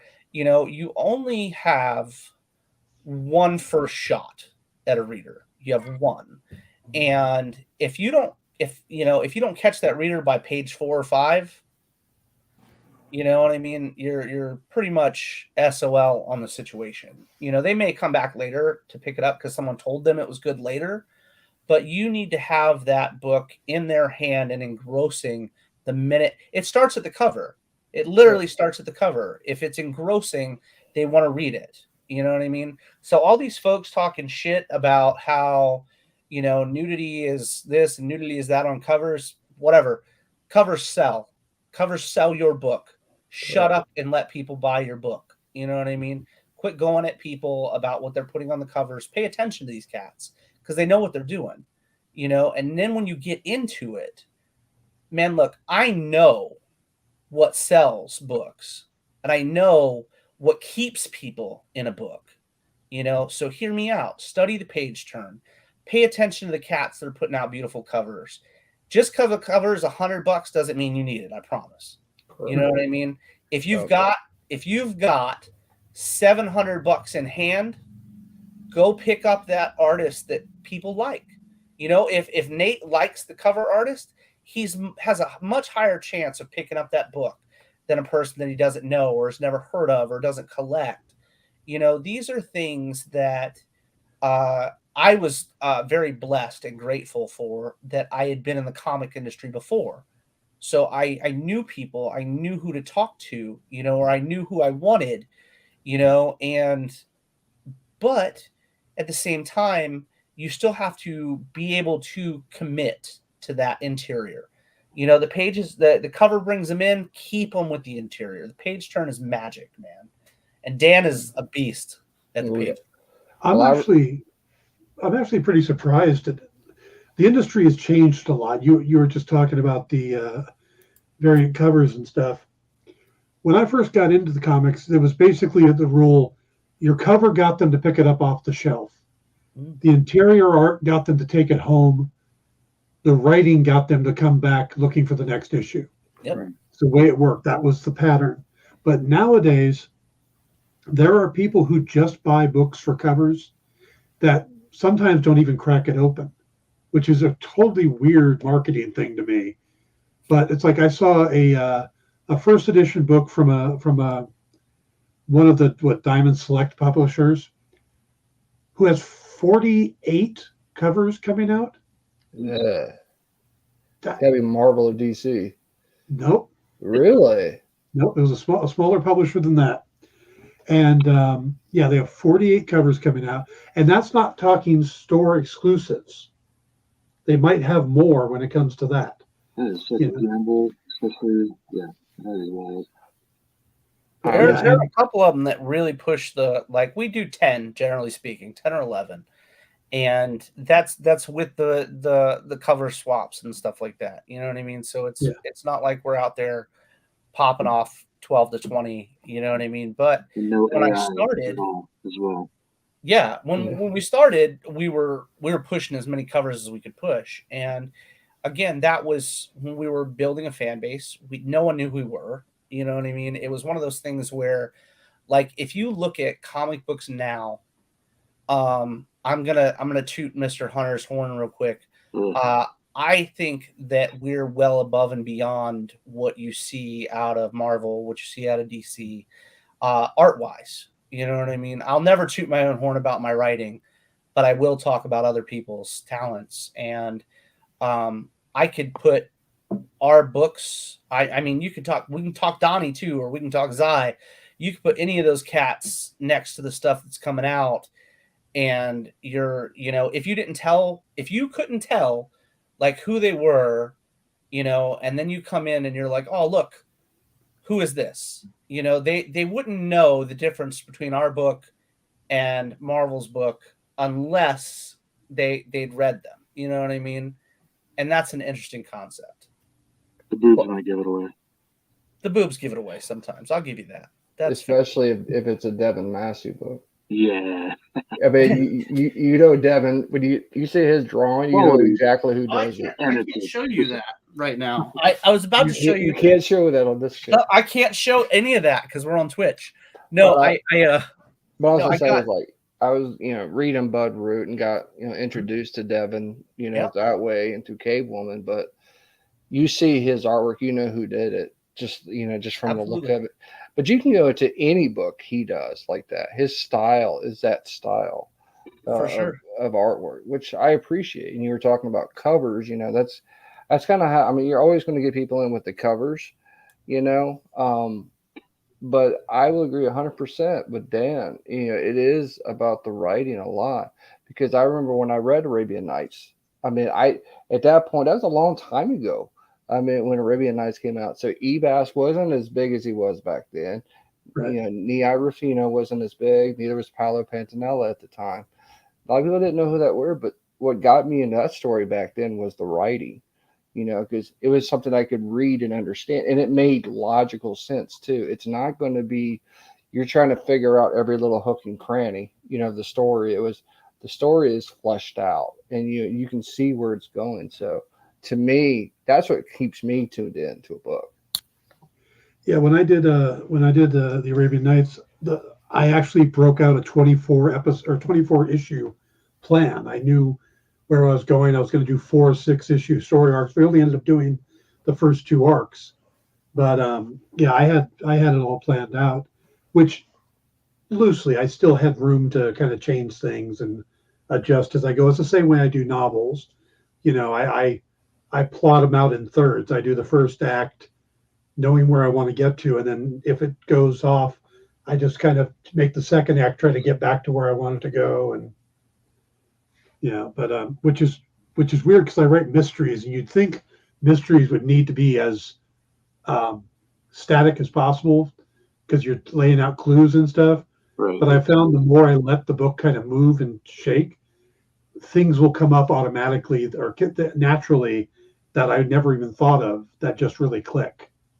That's cool. And I'll give kudos to Dustin. He does an amazing job. But I'm always the guy that gives him a hard time, because he asks for my honest opinion and I give it. And reason is it actually, people don't understand, is that criticism is a good thing. It's not a bad thing. It just helps us grow. Just like I can't learn if you don't tell me. If it's because I'll listen to fans like April has talked about this before, and so is Bladen live with you guys. There's not really a lot of peers in this, right? Like when it comes to your writers, your artists, or whatever, everybody's so very different that finding someone that does it the same way you do and being able to talk to them, or even express concepts to them or anything, or styles, is very difficult. I remember the one and only time I sat with a writer that was willing, when I started, willing to give me information, because a lot of stuff is coveted, you guys. Like, it's coveted. So if we drop it, pay attention to it. But And I remember April laughing at me because when I told them that when we started with BGD issue 1, I did not write my dialogue before the book was done. Like I never wrote my dialogue, and until I always wrote it, and then we started BGD. I quit. Like I quit writing dialogue altogether till the books are done, till the artwork is completely finished. And people are like, well, why do you do that? Why do you do that? And I'm like, well, when it comes to dialogue, I was sitting with a dude and he was like, can you hear your characters? And I was like, fuck off. What are you talking about? Can I hear my characters? Now, this guy's been writing comics since like 1986. And he was like, can you hear them? And I thought he was fucking with me. Like, I really did. I thought he was fucking with me. And I was like, no, I cannot. Mind you, I had put out The Listener and Greed before that. And I was like, no, I don't know. Is this some kind of writer fucking magic voodoo thing? You know what I mean? And so with BGD, I described to Bladen what I wanted to see and the concepts that I wanted the characters' faces to look like and all this jazz. I was probably the most like detailed I'd gone into with an issue ever, you know, sitting and talking about what I wanted their faces to look like and the expressions and yada yada. And so I got the book. I got all the artwork. It was colored by David Ocampo, who's been with Ethereal for years now. We love him to pieces. And I remember picking it up and going, holy fuck, I can hear them. Like, I can hear them on these pages. You leveled up. Man, like Ricky's raspy, like reptilian voice and stuff. And, you know, like I can hear it. And I could hear Maya in her Spanglish and everything else that I was going to do. And so I sat down, and after that, it's just been a tradition of mine to, I give a brief description about what the character would be saying, but then I do the dialogue after the art is in my hand. And it changed everything. Like it changed everything that I do in comic books. And because I like, you know, you talk about characters and how important they are and how they're part of your psyche that you've created and brought to life. And I literally felt so intimate with the characters after that. Like I was just like, oh my God, that's this character. That's how they're going to talk. That's how they're going to act.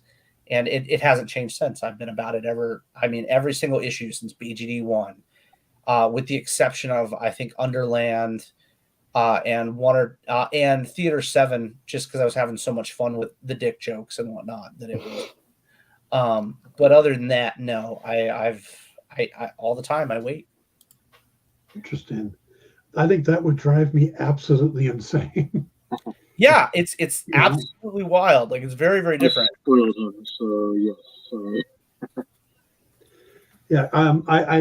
Yeah, I couldn't imagine doing that. Not because, I mean, I would think that the artist would want to see how much dialogue is going to be in a panel for when they're designing the panel, right? So they know how much room to leave. But that's a layout style. So like for some pieces, putting in like where the actual bubbles would be while you're building the actual story. Yeah, that definitely that can make an impact for sure. So just trying to keep it like I don't have script on this piece, but I know that there's going to be some words here and there. And honestly, I'm not super offended if like maybe a portion of someone gets cut off. I don't know. I know some artists would be, and they would probably raise a big stink about it. So I don't know. Maybe that's just a bad star. It's interesting though. It's a very interesting thing. I remember reading a tutorial about bubbles and placement and stuff one time where they talked about, you know, one thing that Marvel has really fucked up on a couple times is when there's a large group page, they'll have a bubble in front of another character's face. Like they'll literally be talking and the bubble will come right across the other character's face. Like if the whole, you know, Avengers team is together, you'll see panels where they're literally just running right across each other. And we don't do that. We make sure that nothing like that ever occurs. But it's one of those things where, again, the storytelling becomes so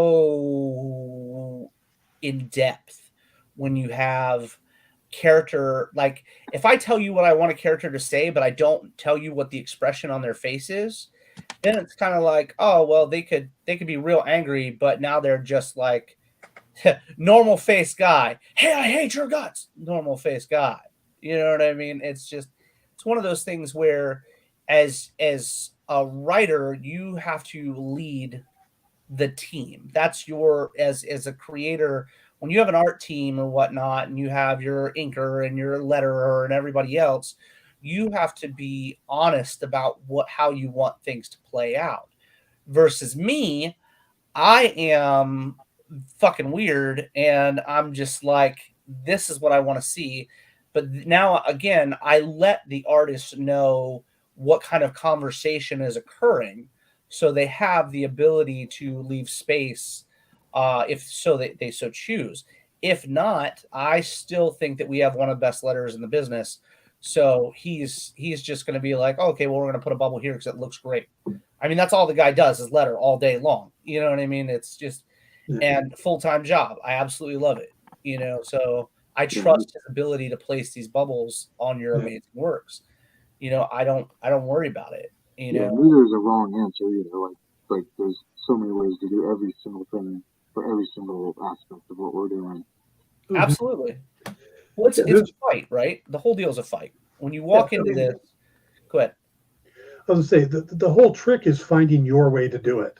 Absolutely. You know, there is no right way. That's why there's no real class or on writing comics, or that's why most comic writers use Word instead of Final Draft. Absolutely. You know, Final Draft. When you write a movie script, it has to be in a certain format. That's what everybody expects.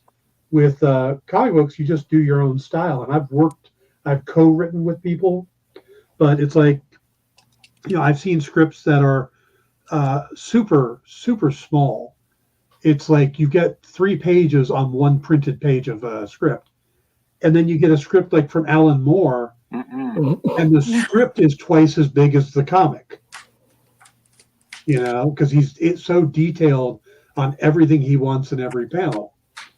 But so you got to find what works for you. For me, you know, I've kind of found my niche with you know, the format I use and stuff like that. But you know, a lot of that has been having worked with other people. My format changed when I started co-writing with Steve Niles, because he did things differently than I did. It's like, you know, I put the name here. I do, so I started picking up some of his stuff. It's like that. But you learn and you come up with your own thing, and as long as it works, it doesn't matter, you know. For sure. You know, there's something to be said about the process, but there's also something to be said about the end game, right? A lot of people talk about, you know, the journey to get there. Okay, cool. Look, the journey's great. The journey is great. But you, as the reader or the consumer, are out for the amalgamation of these talents. You're not just out for this one bit of it. So as like, again, I take pride in everybody that works with us. And it's one of those things where if, let's say that Nate picks up a book and he enjoys it, you know what I mean? That's great. If Nate picks up another Ethereal book and doesn't enjoy it, it's not going to be because of the art style. It's not going to be because of the covers. It's not going to be because of the writing. It's going to be because it's just not his style of book. That's my goal. I've never wanted or needed, not that I don't want, but I've never needed everybody to pick up every Ethereal book and go, this is my favorite. I've never needed that. It's just been, hey, look, try it. If it's not for you, it's not for you. But there are, again, 14 other IPs that may very well tickle your pickle. You know what I mean? I find that having owned a comic shop and then having become a publisher, it's a very unique situation. It's a very different type of job to get into. You know, it's a very different type of dream to have, because I fell into writing comic books. It was not a plan, a goal, or anything like that in life. It was just something, there was a death in my family. One thing rolled into another thing, and people were like, damn, that's cool. Go do that. You know what I mean? And I did. And all the experiences that you have and all the things that you do put you where you are in this present time. So if you decide that you want to read a book about aliens, well, I've got those. If you want to read a book about super hot space bounty hunter chicks, I've got those too. But, oh, yeah, for sure. No, I'm with you on that. Absolutely. But it is still a job. It's my full-time job. It's what pays for my bills and my kids to eat and stuff like that. And I'm very, very grateful. What I'm saying is it's a very, whether we realize it or not, it's a very integral part of comic books. The writing is so integral. And I think that, again, like Dan touched on, we forget that in the society now with flipping and, what is the word I'm looking for? You're pre-ordering because you think it's going to make money for you, or you know what I mean? Speculating, yeah. Speculative market, has changed comic books altogether. Because now it may not be your favorite writer, or it may not be this, it may not be that, but it may be your favorite cover artist, that is the draw to you. I remember when we first started putting the listener out, we had friends of ours that came on and did covers that were absolute bangers, but no one knew who I was. So no one was buying the books because they didn't know who I was. So then as we've grown though, and we put those bangers on books, people buy them like wheat cakes. You know what I mean? And that's just, I like to think it's my writing, but again, I'm not ignorant to the facts. But it is a very cool thing when you start seeing the difference between like when you first start and where you are. I remember sitting, I know we were drinking tequila. I know we were. It was me and April in a hotel lobby drinking tequila. And she was like, I can't wait to see where you are in a year. And I was like, at the time I was still publishing for Cowabunga, and I was like, or still writing for Cowabunga. And I was like, there's no, I'll do what I can, you know what I mean? I'll be where I am, or however I get there and whatever. Because the world was terrifying. The concept was terrifying. Can you become a publisher? Oh, you know what I mean? It's a very scary thing. But I remember somebody going, hey, look, it's an ocean out there, and you got to figure out how you're going to survive. And to me, there were only a few options. There were evolve bigger teeth than everybody else, or there was to gain a school, so no one could eat you because you've got a bunch of other fish with you and you're not going to get ate. Well, so I decided I was going to do both. Be seen, be heard, and show off people's incredible talents. Again, man, look, all these cats come out and want to be famous. I don't give a fuck if anybody knows who I am. Let's be real. I really don't. But I love that people know April. I love that people know Bladen. I love that people know Devin. Those are the things I care about. I will sit and be the fucking drummer of my band all day. I don't need to be the lead singer. There's never a part of me that has ever needed to have more attention or anything than anyone else on our team. I don't need that. I don't require that, and I'm so proud of everything. If you look at, Bladen's line work, or you look at Bladen's ink work, or stop or you turn around and you look at April's colors, like this is just stuff with a marker and a pencil and whatever else she's using, but when you look at her skill level with colors and the information she has with colors, it's astounding. We sit and you could talk color theory with her and it's just, you'll get lost in a couple minutes because she's way above your caliber, I promise. And, it's just one of those things where I trust everybody in Ethereal. I trust them. If I send Dan Wickline a script, I trust Dan's opinion on it. If he says this is not great, that's not great, yeah, okay, cool. You know what I mean? Does it mean I'm immediately going to be like, oh fuck, I'm a sham or a has-been? No. Hey, look, I got a really talented individual's input, and I need to take it apart. Same thing with our lines, or same thing with our. That's why Bladen is where he is. That's why April is where she is. It's because they're so knowledgeable, and they put together beautiful products for you guys. April has brought together some of the most insane colorists I've ever seen. And when we sit and we talk to some of the cats, look, we got most of our teams have been on the scene forever now. Forever. And I mean, they're amazing. So if they say it, I tend to go, oh shit, yeah, I'll listen to that. That makes sense, Whereas if we put out a product to you, know that it's everything these guys have got. They don't half-ass, they only whole ass. So they're going to give you all they've got, Dan's out here going, I'll give you whole ass too. That's right. That's right. Whole ass, and it's a good ass. Nice, clean, Brazilian waxed ass. Oh my It's god. good stuff. That's asking a lot. Someone just went off the script. Man, did the wagon come right off the rails there. It did. Well, you know what? That's why, you guys gotta make sure I behave.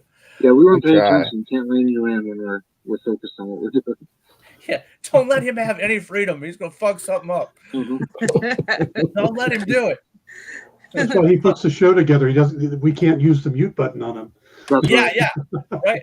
Oh, Yeah. April, oh, dude. So there's times when I'll be like, I'm gonna show you this cover, and April's like, the fuck you are. I'll That's get this right. messages. Bust Showing out that the shit. company taser. Company taser. Oh my gosh. Oh man. It's gonna happen someday. Too much fun. And Well, then we I'm got- gonna be like, look what I can do. You're like, Oh my put that God. away. He's not moving. He will in a minute. He won't. Check tomorrow. Check, please. April, a taser's not a defibrillator. Oh my gosh. Well, look, I We could saw try. I saw in a movie once. Oh, Oh my gosh.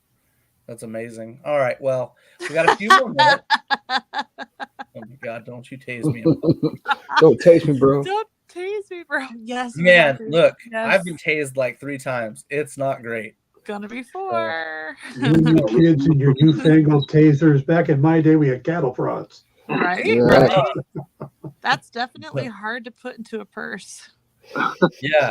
No. Don't. I'm gonna be like, hey Oz. No. No. Don't.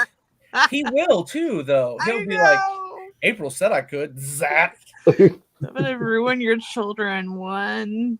Oh my God. I don't know, one thing at a time. It's gonna be great. Rotten ass babies. All of them. I just imagine the day you give him a BB gun. No, so here on the mountain at the Walmart down the road, they brought the old school BB guns back. The The Red Riders back. Oh, man. wow.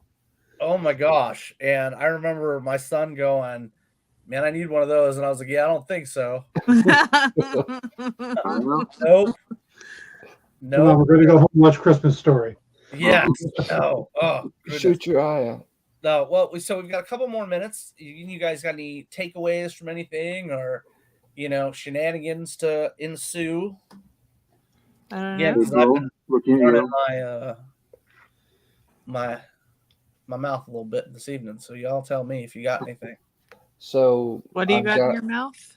I said running my mouth. I didn't say anything was in it. Okay. My bad. Oh Lord. There's no So, Twitch. so Dustin, I'll have you the My Metal Girl on Monday. Okay, right on. I've got the If It Hops for you. I need to send you. Okay. So yeah, shoot me the My Metal Girl. I'm excited to see what you thought and stuff, and I'm excited. It should be fun.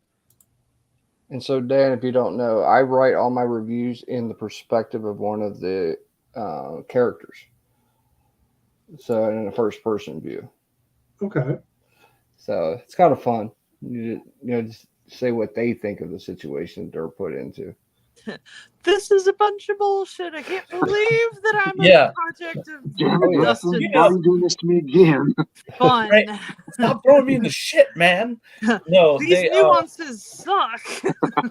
there was a game on Sega Genesis back in the day. It was called Comic Zone. Mhm. Uh-huh.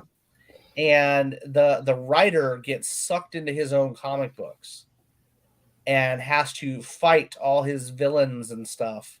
But the cool thing is he could do like page tears and rips and stuff and jump down between panels. When he would rip a panel off, he could drop down in the next panel. Really, really cool stuff. Man, I wish that idea hadn't been taken because that's a good one. Super fun. What we should do is put all three of you in a comic book. Put you, April, and Bladen in a book and just have fun with it. Essentially going to be me being chased around like herding cats. Would be hilarious. Yeah. Oh, look, something shiny. That would be very accurate to life then, I guess. So that's all right. Well, we've got all kinds of cool stuff in the works you guys haven't seen yet, and we can't show you. So there's, again, My Metal Girl is live right now. We're excited about it. We hope you guys are excited about it. Yeah, just make sure. Oh. What? Oh, no. Oh, no. Oh, what happened? No, we don't do that at all. We don't do What? that one. We don't do Dustin's name is Dusty. We don't do that at all. I think we found a nerve. Oh my Yeah. gosh, I'm so excited. I've been beating up the Creole seasoning and the workshop. That's about the only one. Oh That's my about gosh. the only. We don't do that one. We don't? No, we don't. That's a faux pas in all things in all places. That'll get your ass kicked out of a Christmas party. That sounds like Jimmy needs to quit knowing things. Jimmy remembers things from when we were children, and he needs not to be telling the world. Everybody's ass is getting kicked out of that Christmas party. I'm like that meme where the guy is like hiding behind a tree. Oh my gosh. You bet. Uh-huh. Yeah, no, that's not. So my good old Dusty. Uh-huh. Yep. Mm-hmm. Makes me sound like some fucking beagle that somebody's calling from down the street. Come here, Dusty. No, fuck off. So now I'm going to have to start putting the word dusty into like every script. Right. Gosh, I'm very dusty today. Thank you so much, Jimmy. Like Thank you. Declan faux pas. Ugh, you and your Declan too. I don't know what the fuck his name is. Dude, I've never heard the name, not Declan, the other version. I don't even know what that is. I think he made I'm it not up. even talking to y'all anymore. So all right, Dusty. So we got a couple more minutes, and again, we appreciate you guys, and everybody's opinion's important, but Blade and April's currently. So, thank you all so much for hanging out with us and supporting the books and the projects. Sean lighting up Francis. So true story. I had this is why I brought up the Christmas party. I got real shit faced at a Christmas party one night. Is this a Florida man story? This is a me going to jail story. Oh, just as good. Because I always tell you guys my fucking my trip ups in life. But I've always had very stressful jobs before I got into comic books, like very, very stressful jobs. And like this isn't. Yeah, it is, but it's different. Like, okay. It's very different than, no. I gotta stop everything. Anyway, so I was sitting at a bar, and Jimmy almost got my ass sent to jail one night too. That's a whole nother story. But so I'm sitting at this bar, and everybody's having a good time. I can't remember. The bands were playing and stuff. It was a good time. And Yeah, you were the one that took me to the swinger party, and I didn't know it was a swinger party. So we're not. Oh my even god! Anyway, you and Monique. Anyway, How so red did you turn? How long did it take for you to realize that you were there? no, hold. That's a different. Did you story. stay long? Different story. So anyway, Doesn't sound like it. it's funny when fuckers that I know from my past show up and start talking stories, and then I got to be honest about them. So Yes. anyway, you had to have known. Be a terrible Shit, plan you for didn't know. You knew it was a swinger party. I thought it was weird that they had the message on the door when we got there that said "Leave your drama at the door." I was like, "What is this about?" So anyway, That's a red flag. Oh my oh, god! it was a Okay. super red flag. If you'd have walked in there and seen half them people that were all half naked, it was, and I'm dressed like a goddamn zombie because I'm like, oh, this is a fucking Halloween party. Anyway, whatever. So I'm sitting here at this bar, and I don't know who told this jackass to call me Dusty, but I know he got some like $5 for it. And he also got a fucking trip to the dentist. So I'm sitting there and I'm like, so I like drinks that taste good. Like I like fruity drinks. I like things that taste good, sugary drinks. And I'm sitting there. I had like a thing. like a fish bowl I was drinking or some shit at this bar. And this dude walked up and said something real crude to me and then called me Dusty after he said the real crude slur to me. Because I was wearing a pink shirt. And which I like pink shirts. They look good on me, especially coral.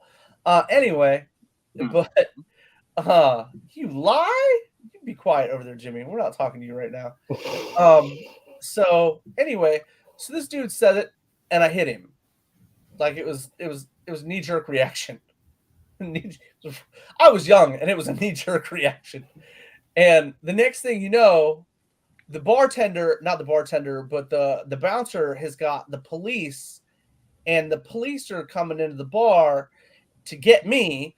And then somebody said something. Jimmy, who was playing it? What was the dude's name with the tall guy with real long hair? I think his sister passed away. He went to school with us. Anyway, so the dude's band is playing, and they're batshit crazy. And they say some shit, like some real anti-Semitic shit. And now all of a sudden they're saying it to the bouncer at the bar, so I don't get in trouble. So they've started a fight with the bouncer because we went to school with all these cats. So now the bouncer gets his ass whooped by the band, and the cop is like, whatever. And he like walks out like it wasn't nothing. He just walked out. And it was a great evening. I don't know who said it. I don't even think Jimmy was there that night. Wait, so you didn't go to jail? I didn't. Almost did, but I didn't. What a letdown. Jimmy, since he's going to talk about the Dusty thing, I'll tell you guys a funny story about Jimmy. So we're all at another show, and because we used to go to concerts all the time as large groups and stuff, and we're at a show, and I don't know what the deal was. I think Jimmy's girlfriend wanted French fries or some fucking shit. And Jimmy's like, well, I'm going to go get French fries. And then everybody's like, no, you're not. You're pissed drunk. You're not going to get French fries. But he leaves anyway and goes to get French fries. And next thing you know, my buddy Robbie, who went to school with us, is a cop in Orange Park and is like, I saw your buddy. He's at the show. And he's like, I just saw your buddy at what the fuck? What is the burger joint with the God damn it. Steak and Shake. Steak and Shake. Okay. So he's like, I saw your buddy at the Steak and Shake pissing on the window. And I was like, what? Yeah. So there. That's my fucking funny Jimmy story. Peeing on a window at Steak and Shake. And you didn't go to jail for that? Was it the drive-through window? Jimmy said I passed out at Steak and Shake. Were they out of Baja Blast? I don't know what the fuck the deal was. But the Steak and Shake was literally only like a quarter of a mile from the show we were at. But no, oh my gosh, no, we were wild when we were kids, man. We were hoodlums. We weren't Dan, even have you kids then. almost We were in ever our gone to 20s. jail? Dan Twice. hadn't been to jail Not- yet. I almost got into a fight with Lou Ferrigno, but no, I never went to jail. That's amazing. I need to hear about this one. This is I gave his daughter the wrong change. I felt like such a dick. oh my God. The short version of the Lou Ferrigno story is I was in Texas at the Wizard World Dallas, and I was hanging out with Tone Rodriguez, who I used to travel with all the time. Loved him. And we were hanging out with Mark Silvestri and his wife Bridget, Yep. and a model named Masumi Max. Oh, And somehow I ended up massaging Masumi's back. This was in the middle of the bar. Okay. yeah. And she takes her jacket off. I think all she had on was a bra at that point. And I'm massaging her back. So I'm getting a good look at her tattoo, which is fantastic, by the way. Oh, I can only imagine. And suddenly I get hit in my shoulder, like hard. I'm like, what the hell? And then it happens again. I turn around. Lou Ferrigno is on the riser above near the pool table. He's got a pool cue and he's hitting me in the back with it to get her attention because it's her turn to play him in pool. I'm like, Kid, did you tell him to read the fucking room? I mean, that's like a great sorry. mhm. Like, now's not the time, my dude. It's like, okay, you don't want to get into a fight with Lou Ferrigno because the headline the next day would be either comic artist or comic writer gets his ass kicked by Lou Ferrigno, That's not gonna make headlines. or I'd read it.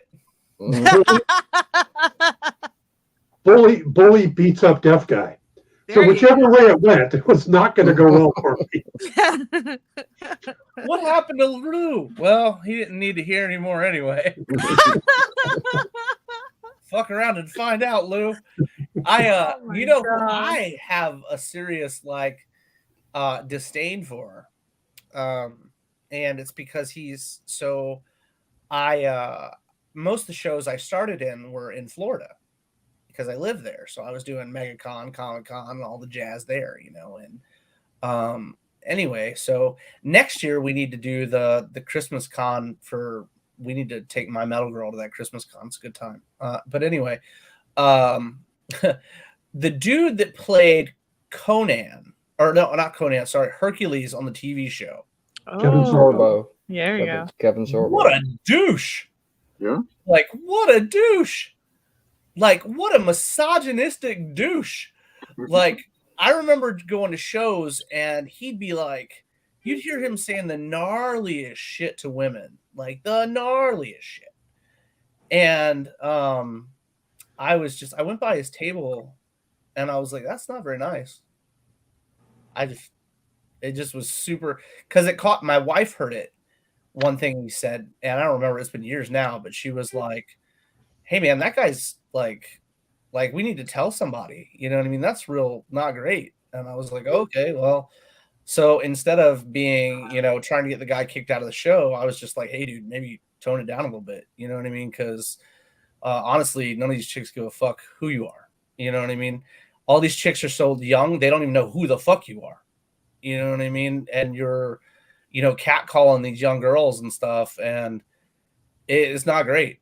And he was, oh, mind your business. And I was like, cool, man, look, relax.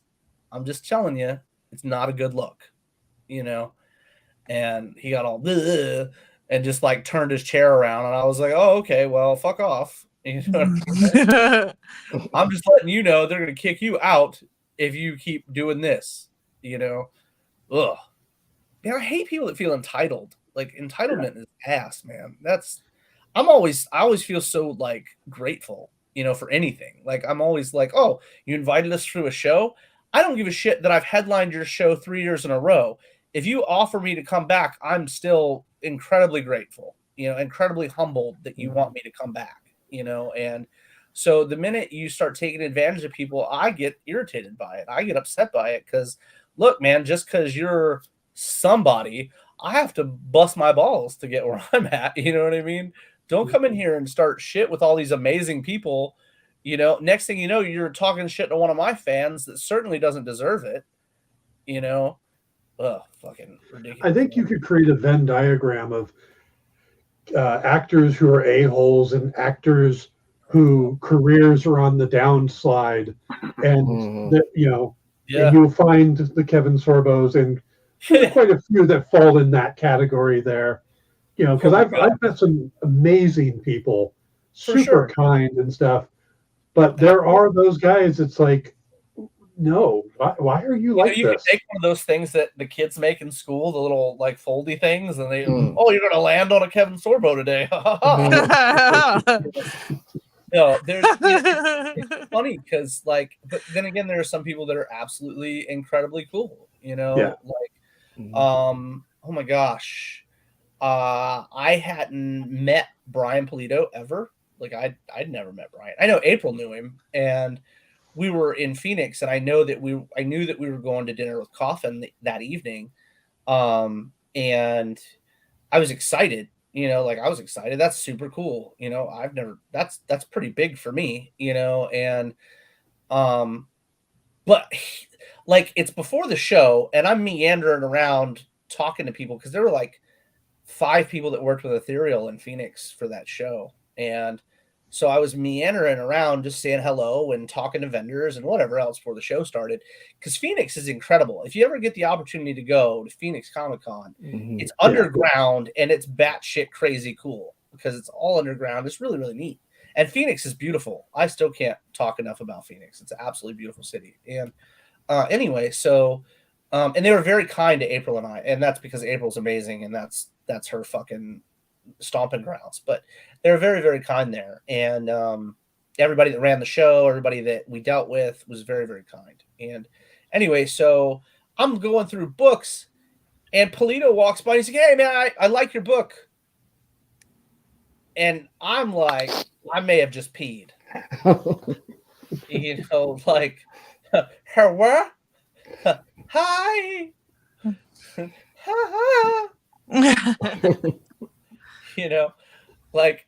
And I had the biggest case of starstruckedness. Not just that. When I started, I what is that fucking syndrome? Imposter syndrome. I had I was we'd go out to dinner with people, and I'd be like, oh, I don't know if I'm supposed to be here. I don't know that I fit. And I don't know who it was that was if somebody said that I had fit for a while and I just need to quit being a bitch about it and realize I fit. That sounds like me. It wasn't you, but yeah, I could see you saying that too. But no, it was mad. It was mad cool when people started going, "Hey, look, I know your book," or "Hey, look, I do this," and then you start feeling like you fit. You start seeing your name on other projects, and you start seeing your banners and stuff, and you're like, "Oh well, fuck, I've the banners of you that you didn't make." You know what I mean? Then you start going, "Oh well, that's awesome," or you get the invites, or you start being a guest and not just a vendor, or not just an artist alley. You're there presenting or whatever else, and it changes the whole aspect of what you're doing. And again, I'm very grateful. I'm always grateful. And it was, I think I was at, where were we at? I want to say we were at MegaCon, and there were 40 of us that went out to dinner together. And I was like, holy shit, this is it. We're allowed to feel like that we're a part, or we're successfully integrated into this industry. And it was a lot of fun that night. And then I remember the next night I had gone out with Mog Park, and we went to what was that dude's name? Bladen, where'd we go to dinner in Vegas? Gordon Ramsay. Gordon Ramsay's. So it was the opening for his fish and chips in Orlando. And it was like a grand opening, first fucking night. And we got there, and there was nobody in front of us, but 4 or 5 people. So we actually got to go and get our food, sit and eat and stuff. And we were eating, and this dude came up, and he was like, "You're the dinosaur guy." like out of the blue, and I was like, Of course I am. I have no idea how to react to that currently, but it became one of those things where that became something. Oh man, absolutely, Mog. We had so much fun. But it became one of those things where that became synonymous with the brand. You were getting your Babe Scorn Dinosaur book. That was the brand. And then when If It Hops came out, C was the next evolution to what people expected when they came to the brand. C, I tell you, and I say this a lot, but I believe it with all my heart. C is going to be a character that outlasts all of us. I really think that she's going to be something. And I know a lot of people say that, but I'm one of those people that if you believe it, it will manifest itself. So I'm just going to keep busting my balls. But anyway, 2 hours and 15 minutes. You guys hung out with us. We appreciate it. We've had a ton of fun. We had the masterful Dan Wickline on with us. We're mad hyped about that. Big buddy Nate was here. Love having him around. And as always, it's always so fun to hang out with April and Bladen when I can get the three of us together, which sadly can only happen like once or twice a week. But eventually we will rectify that and make that a lot more. Man, look at those pieces. Good gosh, you guys have absolutely been killing it tonight. Thank you, April. I love it. You're very welcome. Jeez Louise, guys. Oh, man. Is that kind of a spoiler there? Nah. Okay. This is friends. All right. Buddies for now. Thank you, Shawnee. Yes. I'll say too, it's nice to finally meet you in person, Dan. I mean, I've been reading your stuff for a long time, so it's nice to see you on this side of the house. Well, thank you, Nate. It's good to be here. You guys are a lot of fun, and I feel like I should have been creating more while we were doing the show. No, it's hard to write though. You are always welcome to hang out with us, Dan. We're on here every Friday night. You have to hang out with Bladen and Dusty. Well, I did make a Hulk while we were talking. Nice. I love it. Yeah, I'm sorry. Did April say something? I didn't hear her. No, that's okay. Hardly worth mentioning. But I'm sure generally it is. So anyway, thank you guys so much for hanging out with us. Brand new book out, My Metal Girl. Really, really excited about it. We know you guys are going to dig it. If you're looking for, robot bits, they're definitely in there. So it's going to be a lot of fun. Thanks again. And we will holler at you guys shortly, probably Monday or Tuesday. Thanks so much and have a good evening. Take it easy. Night. Everyone.